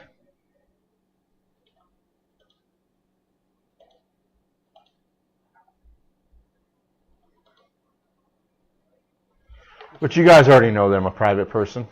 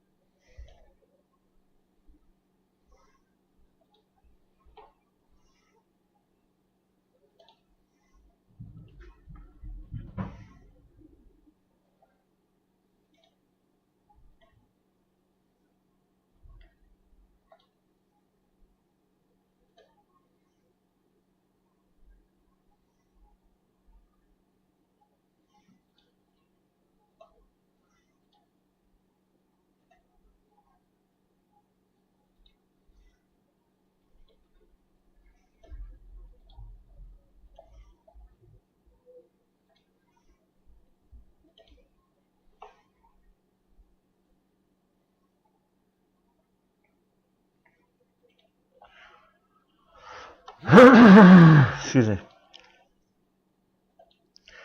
So let's play the out-of-town scoreboard again, shall we? Because a lot of games are played right now. And they're being played in the second period. Yes, I'll help carry a spawn. Give me half a second. Just let me go through the out-of-town scoreboard for the Peoples. And I'll gladly carry my trophy upstairs. Also, tonight, the Chicago Blackhawks are in Vancouver. That is your 8 o'clock game. I missed that one in the first period intermission. So, second intermission. Montreal 2, Columbus 1. Second intermission as well. Lightning still hold on to the 1-0 lead over the Devils. After 2 in Florida. Panthers 4. Of course they're not talking about the hit. Why would they? Sorry, I got sidetracked. Panthers 4, Jets nothing. After 2, Flyers 4, Buffalo nothing. After 2, the Penguins 3, the Sharks 1. Also after 2, the Carolina Hurricanes have 2, the Senators have nothing. After the first period, the Dallas Stars 1, the Wild nothing. After 1, the LA Kings have 2, and the Red Wings have nothing. Finals, Blues beat the Bruins 3-2, and the Kraken beat the Islanders of that same 3-2 score. That's it. That's good. You got up to date. I'll be back. Enjoy the rest of your intermission.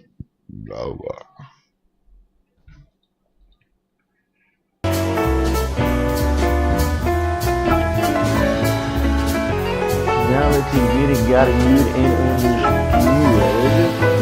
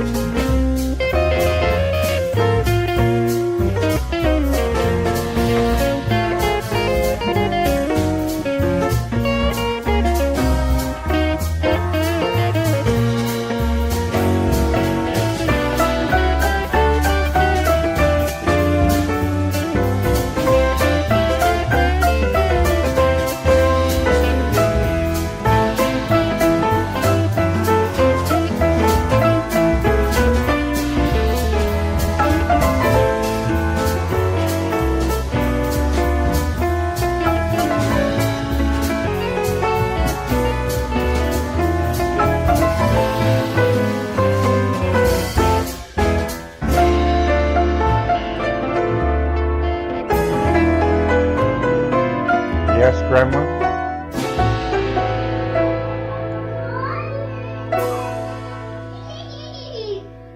Hi. You're still doing it. Yeah. It is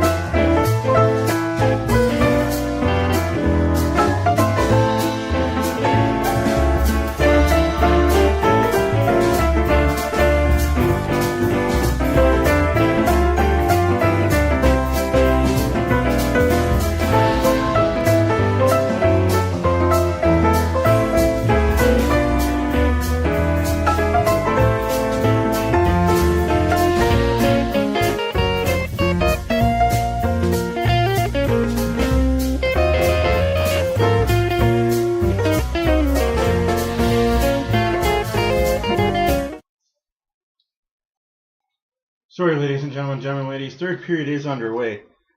Oh. On the outside of it as it gets to Bouchard. I will be back. Sorry. And Bouchard coming downhill, able to play past him.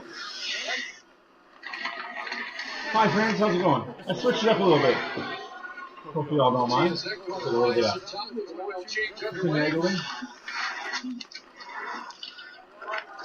There's Connor Brown working his way in.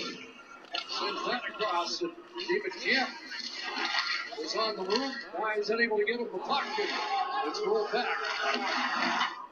So next, Domi not on this line. Instead, it's Kemp to start in the third period. Domi's been playing through something and has missed the last couple of practices for Toronto. 2-1 Edmonton. 18:35 left in the third period. Kemp is on the stick to carry. Bouchard back in his own zone. If Domi comes out next, he does. So they flip Domi and Kemp, at least to start the third period. And Domi's on it here. Challenge there by Greislin. Bouchard shoots the puck 18 feet wide again. Gives it to McDavid this time.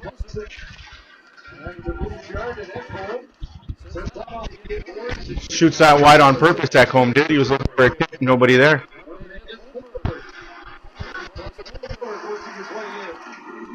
I'm back and I'm situated.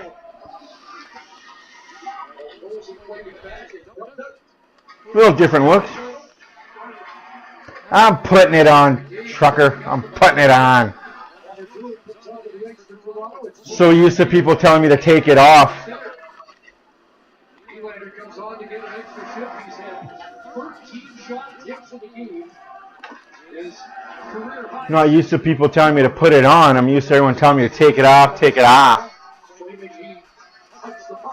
mentioned Max Domi, not the first guy to lose a battle against Leon Draisaitl, but Draisaitl with that big paddle able to win the puck battle. Into that one.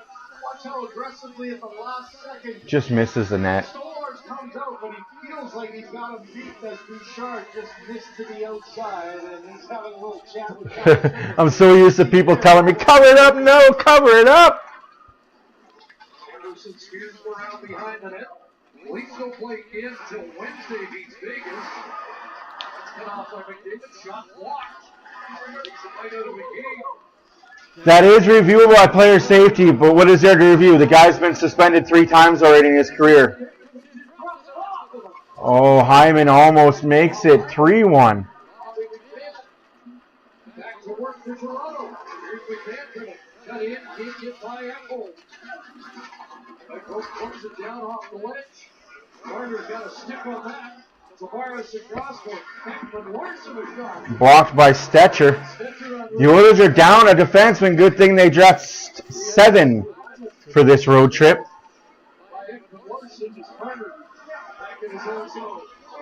In my humble opinion, Reeves should get 5 games.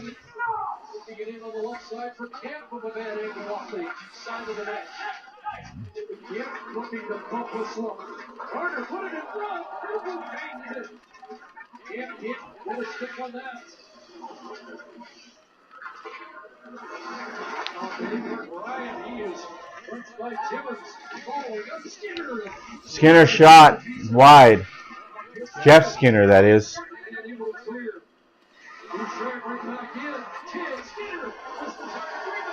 Skinner shoots, misses the target.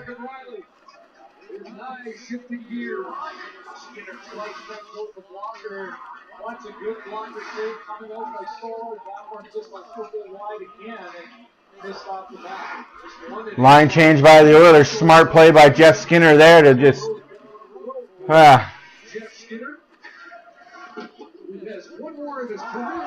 But did you understand what that deservometer's saying there, Lubo?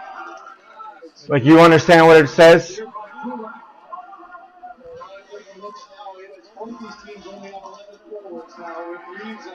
Here's a look at Domi back with Nylander and Knives. So Frank Berube has to shuffle the depth and draw. Show one player. Knives with it. Trying to sneak away Nylander. Right through. Laid back out to center for McCabe. That's 5 minutes of the third. Connor McDavid's power play goal early in the second is the difference right now. I mean, he was in. Edmonton goal scorer. Bobby McMahon has the lone lead tally so far. Wrapped around by Stolars off the ski. Well, his last suspension was 2021, I believe. Yes, Ryan Reeves suspended in 2016, 2020, and 2021.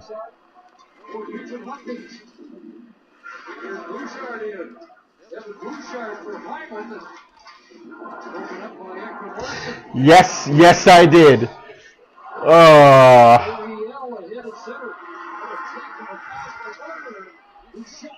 And that's out of play. For all you people that are wondering in the chat, yes, I did call my kids a fuck trophy. They really are. They're trophies. We get them from having sex. It's a thing. I love them to death. I really do. But sometimes, to the moon, Alice, to the moon. This will be his 4th infraction, absolutely.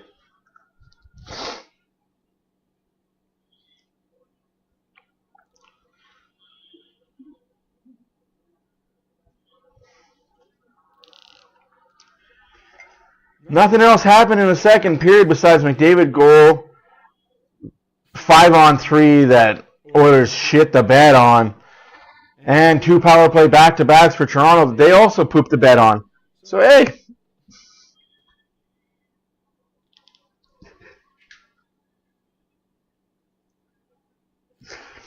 It's you can steal it, bud. That's free speech. You can steal it.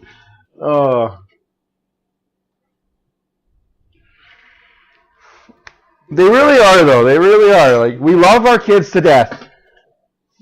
But just sometimes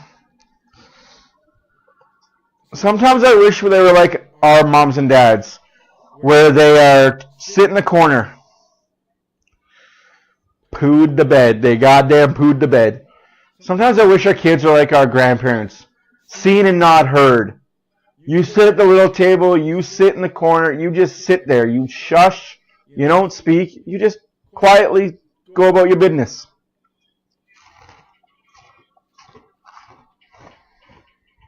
No. We're raising our kids to be free thinkers and to think for themselves and to do to do things. We want them to be independent. Sometimes with that comes a lot of The Argos and the Bombers tomorrow night. A pretty good stretch of time to be a perfect coach to end this. Victor Larson sends that wide of the net.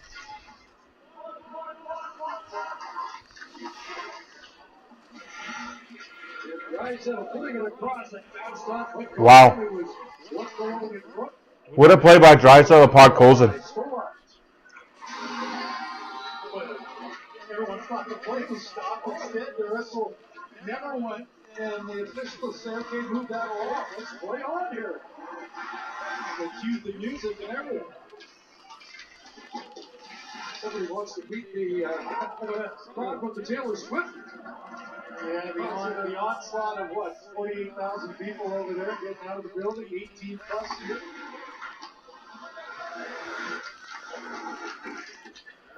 Hopkins off the boards and Arsenal fired back in. That's it. 48,000 people at the Taylor Swift concert. That's McDavid gets tripped again. Hoy.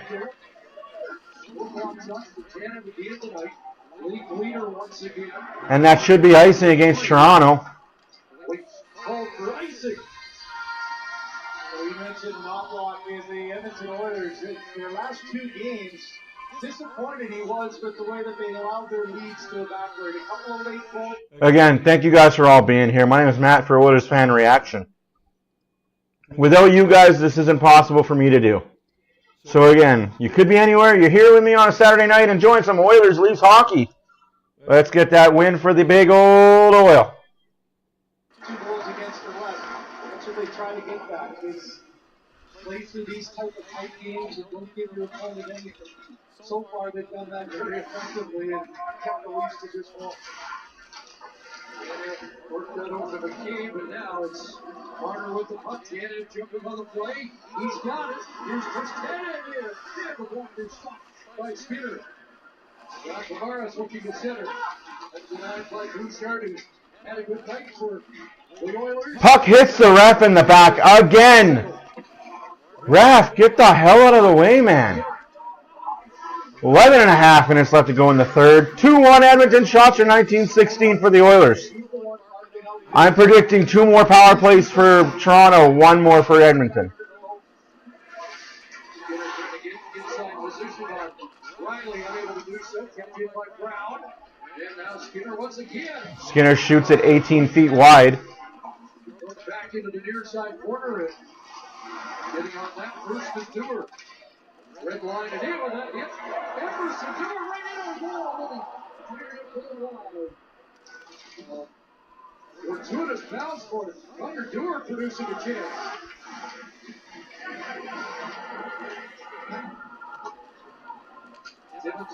Yeah, low event third period. Yeah, absolutely. That's good though. That's good for the Oilers. Keep it low event. That means it's out of your zone. Larson jumping in. Floated wide of the net. Larson after it down the near side as he rips it all the way around in behind the Timmins net. Timmins getting knocked down, but helping up was Dick Robertson. Lawrence. That's that inside the line.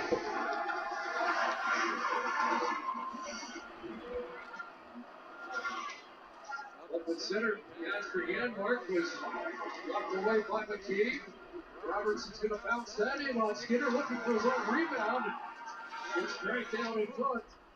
As Edmonton clears. Saw the look on Skinner. He just kind of didn't get that one to where he wanted to. Had a few seconds of concern, but got good support in his feet.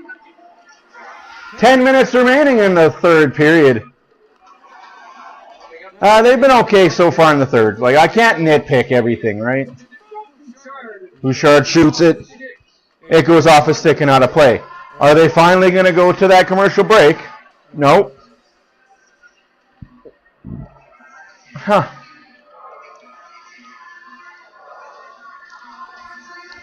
Jets down 5-0 halfway through their third period.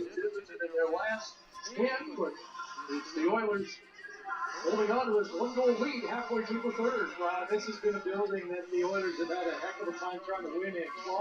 12-2-1 have the Leafs been on home ice in their last 15. So coming in here and keeping it close and playing a good, solid defensive game clearly on the minds of Edmonton here. Nugent Hopkins behind the net, and now Hyman will take over, trying to work his way in front. The shot away, the Stillwater's covers the short side. Tavares for McMahon.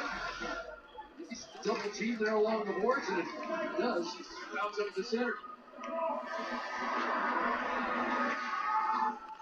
It's approaching 20 minutes of work on the night.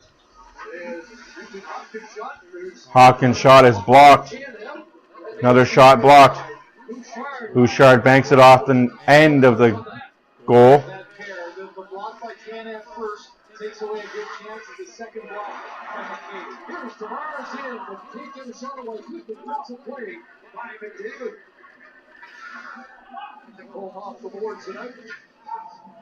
That's a break for Stillwater. Both teams make changes. Connor Timmins ripped on that. Turns over. Really brought back. And a pass to the side of the net. An Oiler chance visit there. Now, back Domi. Nice work by Domi. To the outside and into the glove of Stuart Skinner. Well, Chris Tanev continues to be a second goaltender for the Maple Leafs. 5 goals so far tonight.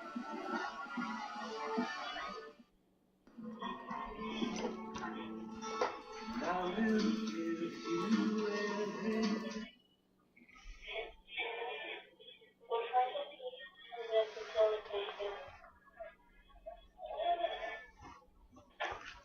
I'm with you, man. If the Oilers can hold this lead, I'm okay with it.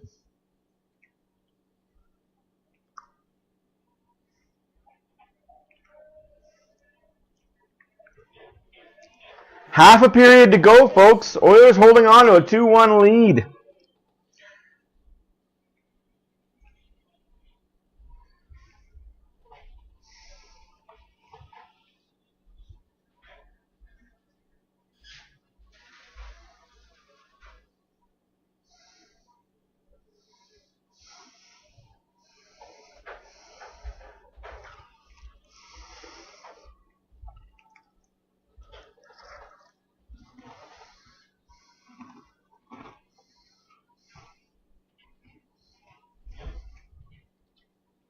You little...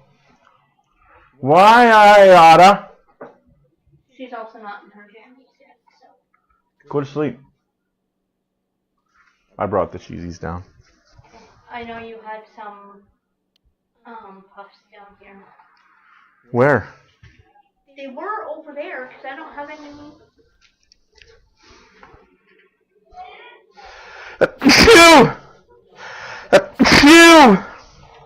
I have no idea where they are if they're down here.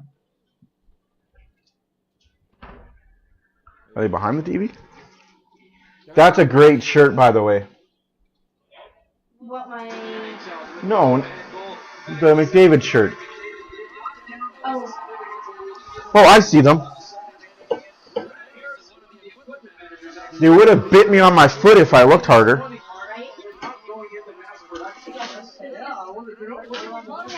Yeah, they are going in mass production. Some dumb decided, hey, I have a acrylic machine and I can make t-shirts. She stole the picture and now she's selling them for $35 a pop. Talk about profiteering off of something that's not yours. Should have just been left to the players.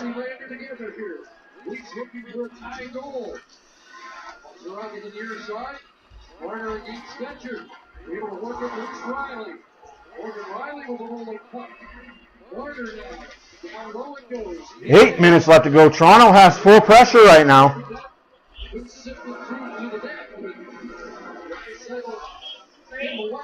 Edmonton gets it clear. You really see Edmonton just trying to pick away the middle of the ice. They keep everything to the outside there, and then Draisaitl with the shooting lane, able to intercept any pass to get to the front. Not trying to play that away from the front of the net on the distinctive carry. Here's Skinner, who's had some looks here in the third. There he comes. And a pass. They're brought by too early. There's 10 into it. Drops it into the red line. And playing in his 54th career game against Edmonton. We're playing a direct project. Seen this act before.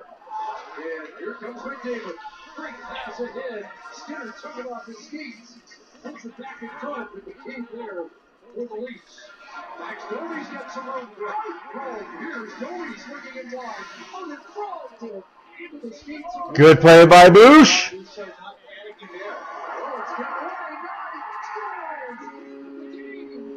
Bad play by Bush. From the Bush. So on the heels of saying, good job not panicking,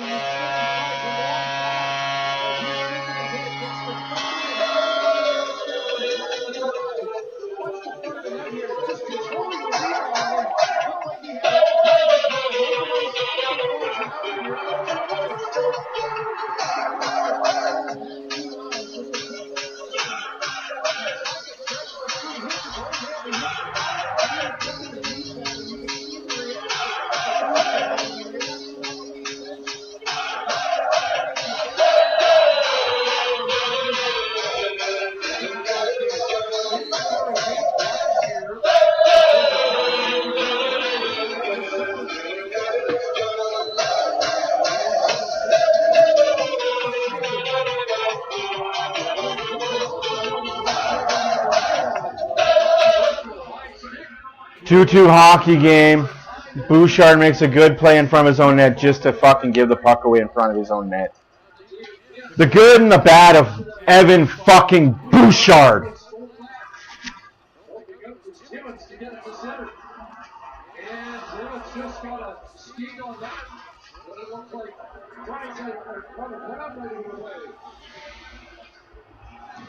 That right there is the double-edged sword of Evan Bouchard, as you said, Kimo. The good and the fucking bad. And can't hold his own. Oh yeah, just give him a fucking clear-cut breakaway, Bouch. 3-2 Toronto, because Bouchard, you fucking slow prick!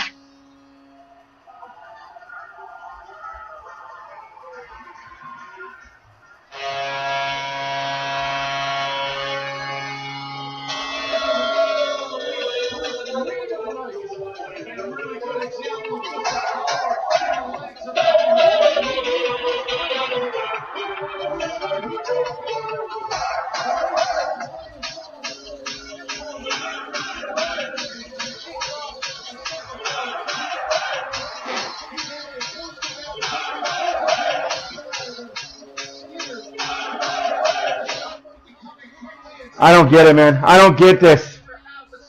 I don't get this guy. I don't get this guy. He thinks he's gonna get $9 fucking million in the NHL? For what? Being a fucking pylon at the best of times? Get the fuck out of here, too. I'm sorry, but Bouchard should not be an Oiler. That's one player that the Oilers can trade for a better defenseman. Piece of crap. 5 minutes left to play in the third period. 3-2 Toronto.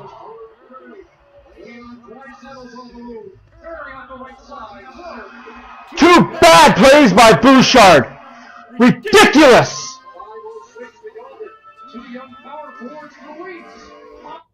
Two young power forwards. Fuck whatever. I'm sorry, but anybody who says Bouchard's worth more than 5,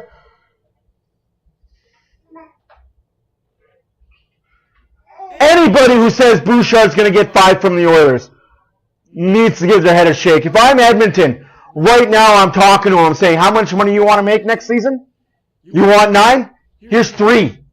You take the 3, or you don't play. Because he's still a restricted free agent next year.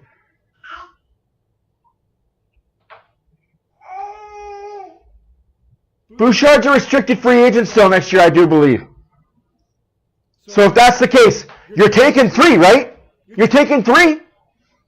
You want to be an Oiler? You're taking 3, right? You're not? You're not taking 3? All right, you can sit.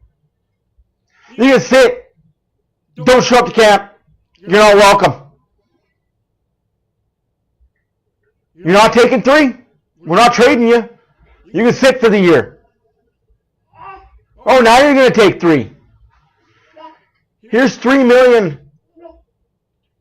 For 3 years, you're $9 million. You just got paid $9 million for 3 years. Take the deal and fucking enjoy it. You don't like it? You can sit next year. Sick of handing these fucking babies money and they don't deserve it.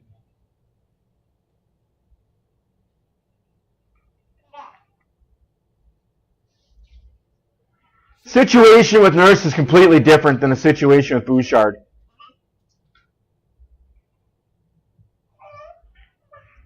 Nurse is best friends with the captain. Who's Bouchard to the captain?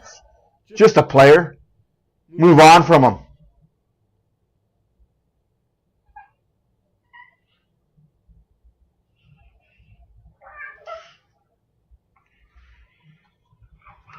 This kid needs to learn how to play defense. I don't care if you can plot 100 points. If you're a minus 10 and you're plotting 100 points, there's a problem. And there it comes again. Like, I hate ragging on individual players, but those are just two dumb plays that cannot happen. Just can't. Make the first mistake awesome. Okay, that first one's a mistake. We can come back from it. But don't make the very next play a dumb mistake as well. You just can't have two bad mistakes back to back. You can't. Doesn't reach McMahon. Off in comes Hyman across for McDavid. And now Bouchard is out there, but has broken up by McMahon. Marner takes a look, senses a change, and puts it down. He'll get Chase. With the first through Triangle. Bouchard gets Asbury. And from Larson got a stick on it. He gets the assist on the McMahon goal. Well, I think he's on it for 1,000 games. Dropped it off. Larson stopped by Skinner.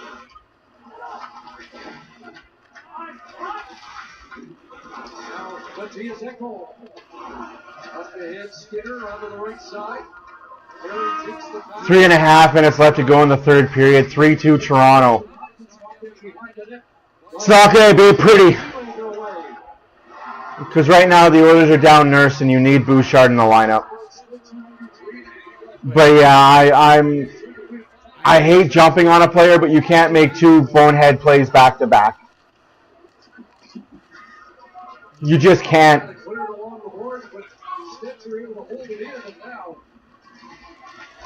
If the Oilers don't find a way to win this game, it's going to be a bad post-game reaction. Very bad post-game for Bouchard.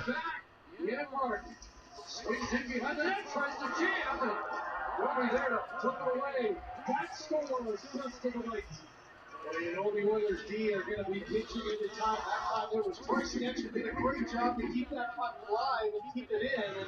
Am I serious or delirious about what? Am I serious about Bouchard not earning anything more than $3 million?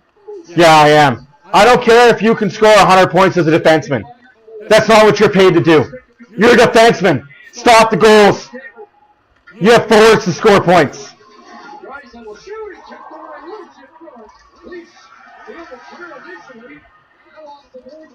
2 minutes left to go in the third period. Toronto 3, Oilers 2. On a game the Oilers should have had handedly. But two back-to-back dummy plays by number 2, Bouch. And I hate ragging on players. But god damn it, you can't have that happen.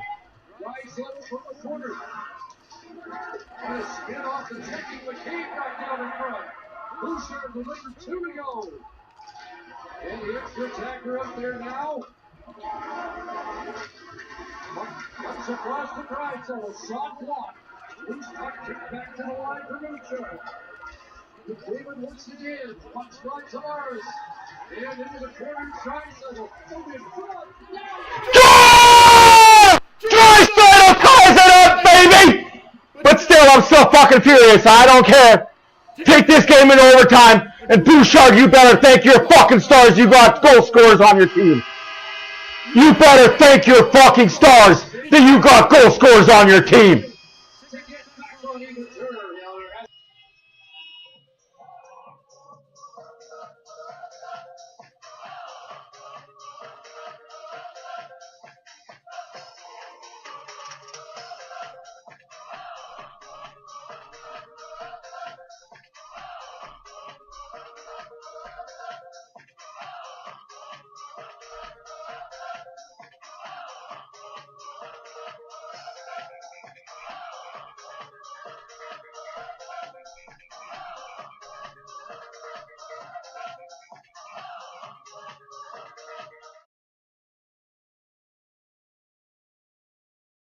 That's what Craig Berube talking about is McDavid did the drive. Are they really going to fucking review that? An opportunity if they wanted to call a goal interference. They didn't call it and obviously don't feel enough. But man, the puck followed Draisaitl around and this year. Good. Don't review that. Review it. Take a penalty, bitches. I don't care how this game ends. Bouchard is getting ripped to fucking shreds in the post game. You do not have that happen.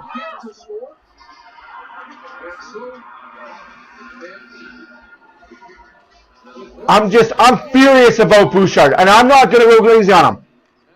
Whether the Oilers win this game in regulation, win this game in overtime, or lose this game in overtime, Bouchard's getting ripped in the post game. Hey Dan, how's it going? Unfucking acceptable that you're in your 5th or 6th years in the NHL. 47 seconds left to go in the third period. 3-3 hockey game.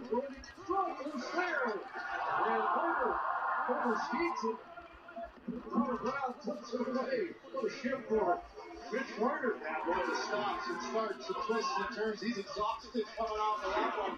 Just trying to find a lane to get it through the puck. The shot ultimately. If Bush scores the OT winner, I'm still ripping him. Bush could score the OT winner, the shootout winner, could get the game winner in Montreal. He could do a lot of things in the next 3 days, and I'm still ripping him a fucking new one in the post game tonight. I don't care. Be a defenseman. That is unacceptable what you did for those 2 goals that Toronto got. Unacceptable. You will not be forgiven by this guy.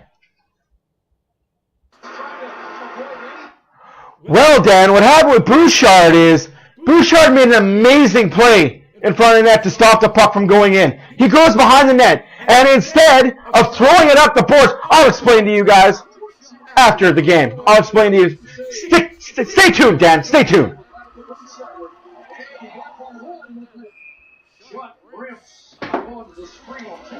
I got my board ready for you, Dan. I got my board ready for you. Fucking Bouchard. Bouchard having that confidence. Yeah, where was that confidence 5 minutes ago?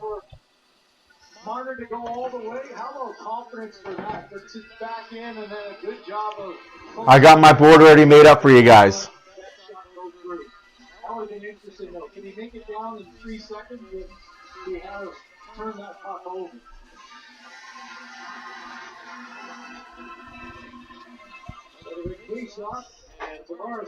Going into overtime for the 3rd straight game for the Oilers. 60 minutes here, and Scotiabank tonight. The Leafs with 2 in rapid fire to take the lead. To Draisaitl gets the rebound. This overtime is brought to you by Subway's Festive Faves meal. Light up the holidays with this delicious combo for just $8.99. Puck started with a rush here in the first period, and what a third period rush it was as well. You know, down by 1, the Leafs on home ice, trying to keep a little roll and get a bit.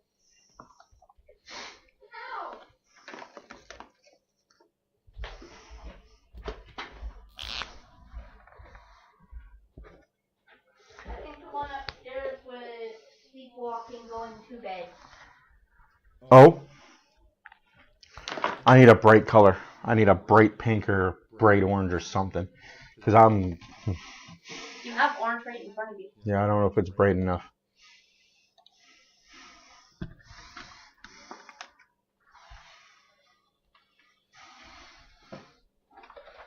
No, Bouchard's going to get some fucking wrath tonight. Unacceptable what you fucking did.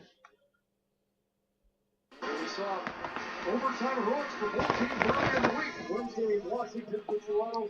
Thursday for Edmonton each. Yeah, we look for the Oilers. The last 2 games, the common theme, although Darnell Nurse is out now, is So who scored the Edmonton goal? Draisaitl. No. He scored the goal to tie it. So it was Henrique, McDavid, and Draisaitl to make it 3-3. Because my phone flashed twice said. Yeah, Toronto scored back-to-back. No, it flashed twice said Edmonton scored. Well, unless your phone's ahead of time and Edmonton scores the overtime winner, which I'd be okay with.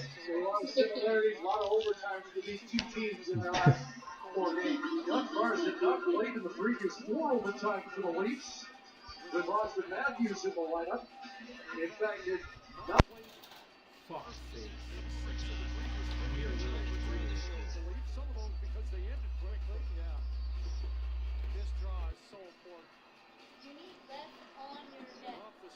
No, it doesn't come out far enough because of the way I have to have that on there. This comes out so far. See how it's got the back thing in there? I need a bigger desk. To end it quickly. Well, how about that kick by Bouchard? He took the defenseman out of the ball track to Marson and forced Oh my goodness. Marner to have to try to play defense against the game.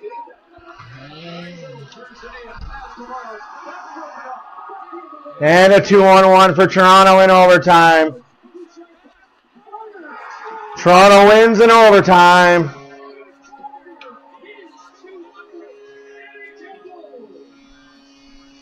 Congratulations, Boosh.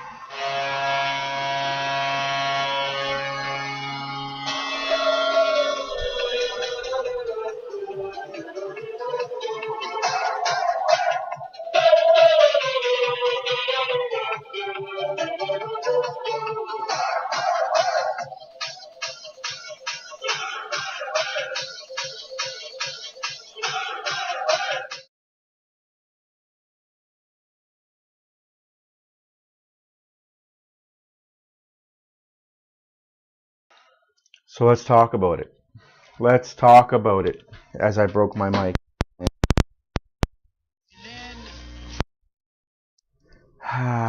Let's talk about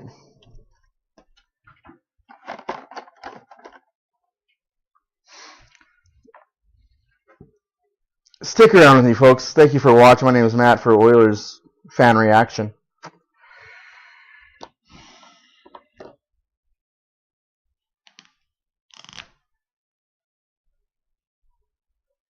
That's holy fuck.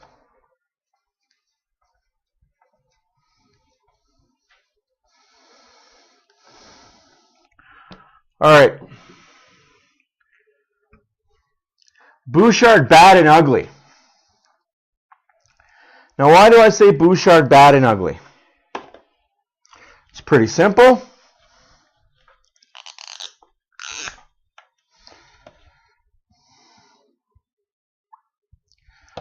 Bouchard playing defense, cool. I really wish I could show you guys better. He grabs the puck here. It's about to go in. He goes behind the net.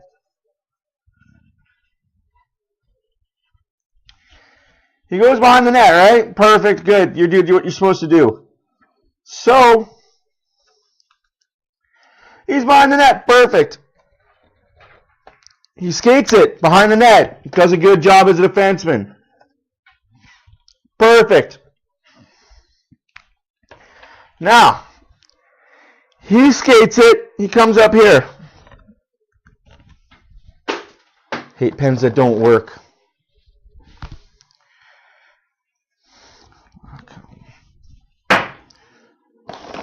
Apparently all my pens don't work. Awesome. So he skates it, and he brings it over here. He's got somebody here, defenseman here, and a forward here.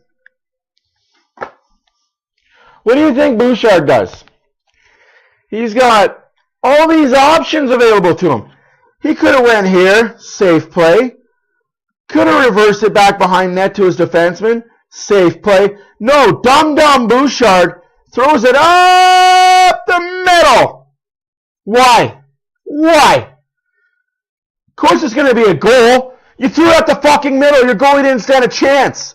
But I'm sure people are going to find a way to blame Skinner anyway for that. And then the second goal, Oilers had the puck in the Toronto zone. McDavid has it down here. He passes it in front of the net.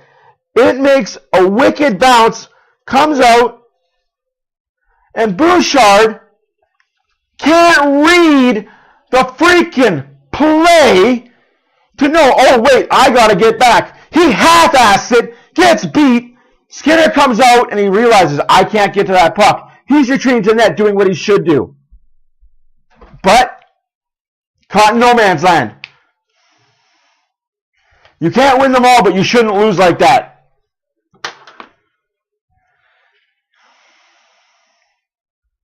You can't win them all, but you shouldn't lose like that. And that's on Bouchard. And I am going to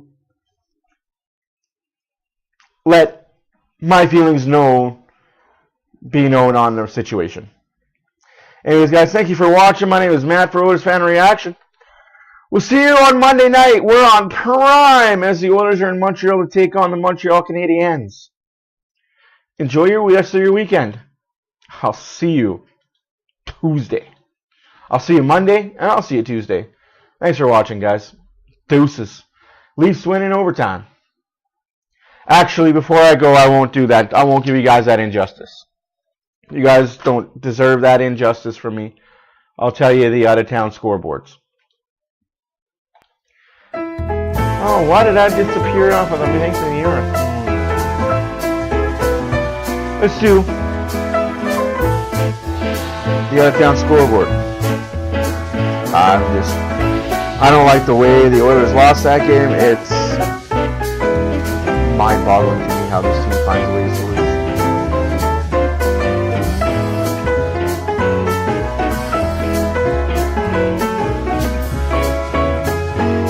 Lightning 4, Devils nothing, make it a final. 3-3 in a shootout for Pittsburgh and San Jose. Stars 1, Wild nothing after 2. Also after 2, the Kings 2, the Red Wings nothing.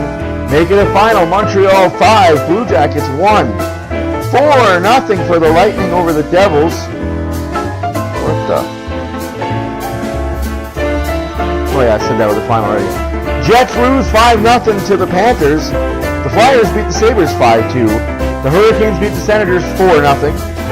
The Blues beat the Bruins 3-2 in overtime. And the Kraken beat the Islanders 3-2 in regulation. That's it. That's good. That's got it good understood. My name is Matt for OilersFanReaction. We'll catch you on Monday. Deuces.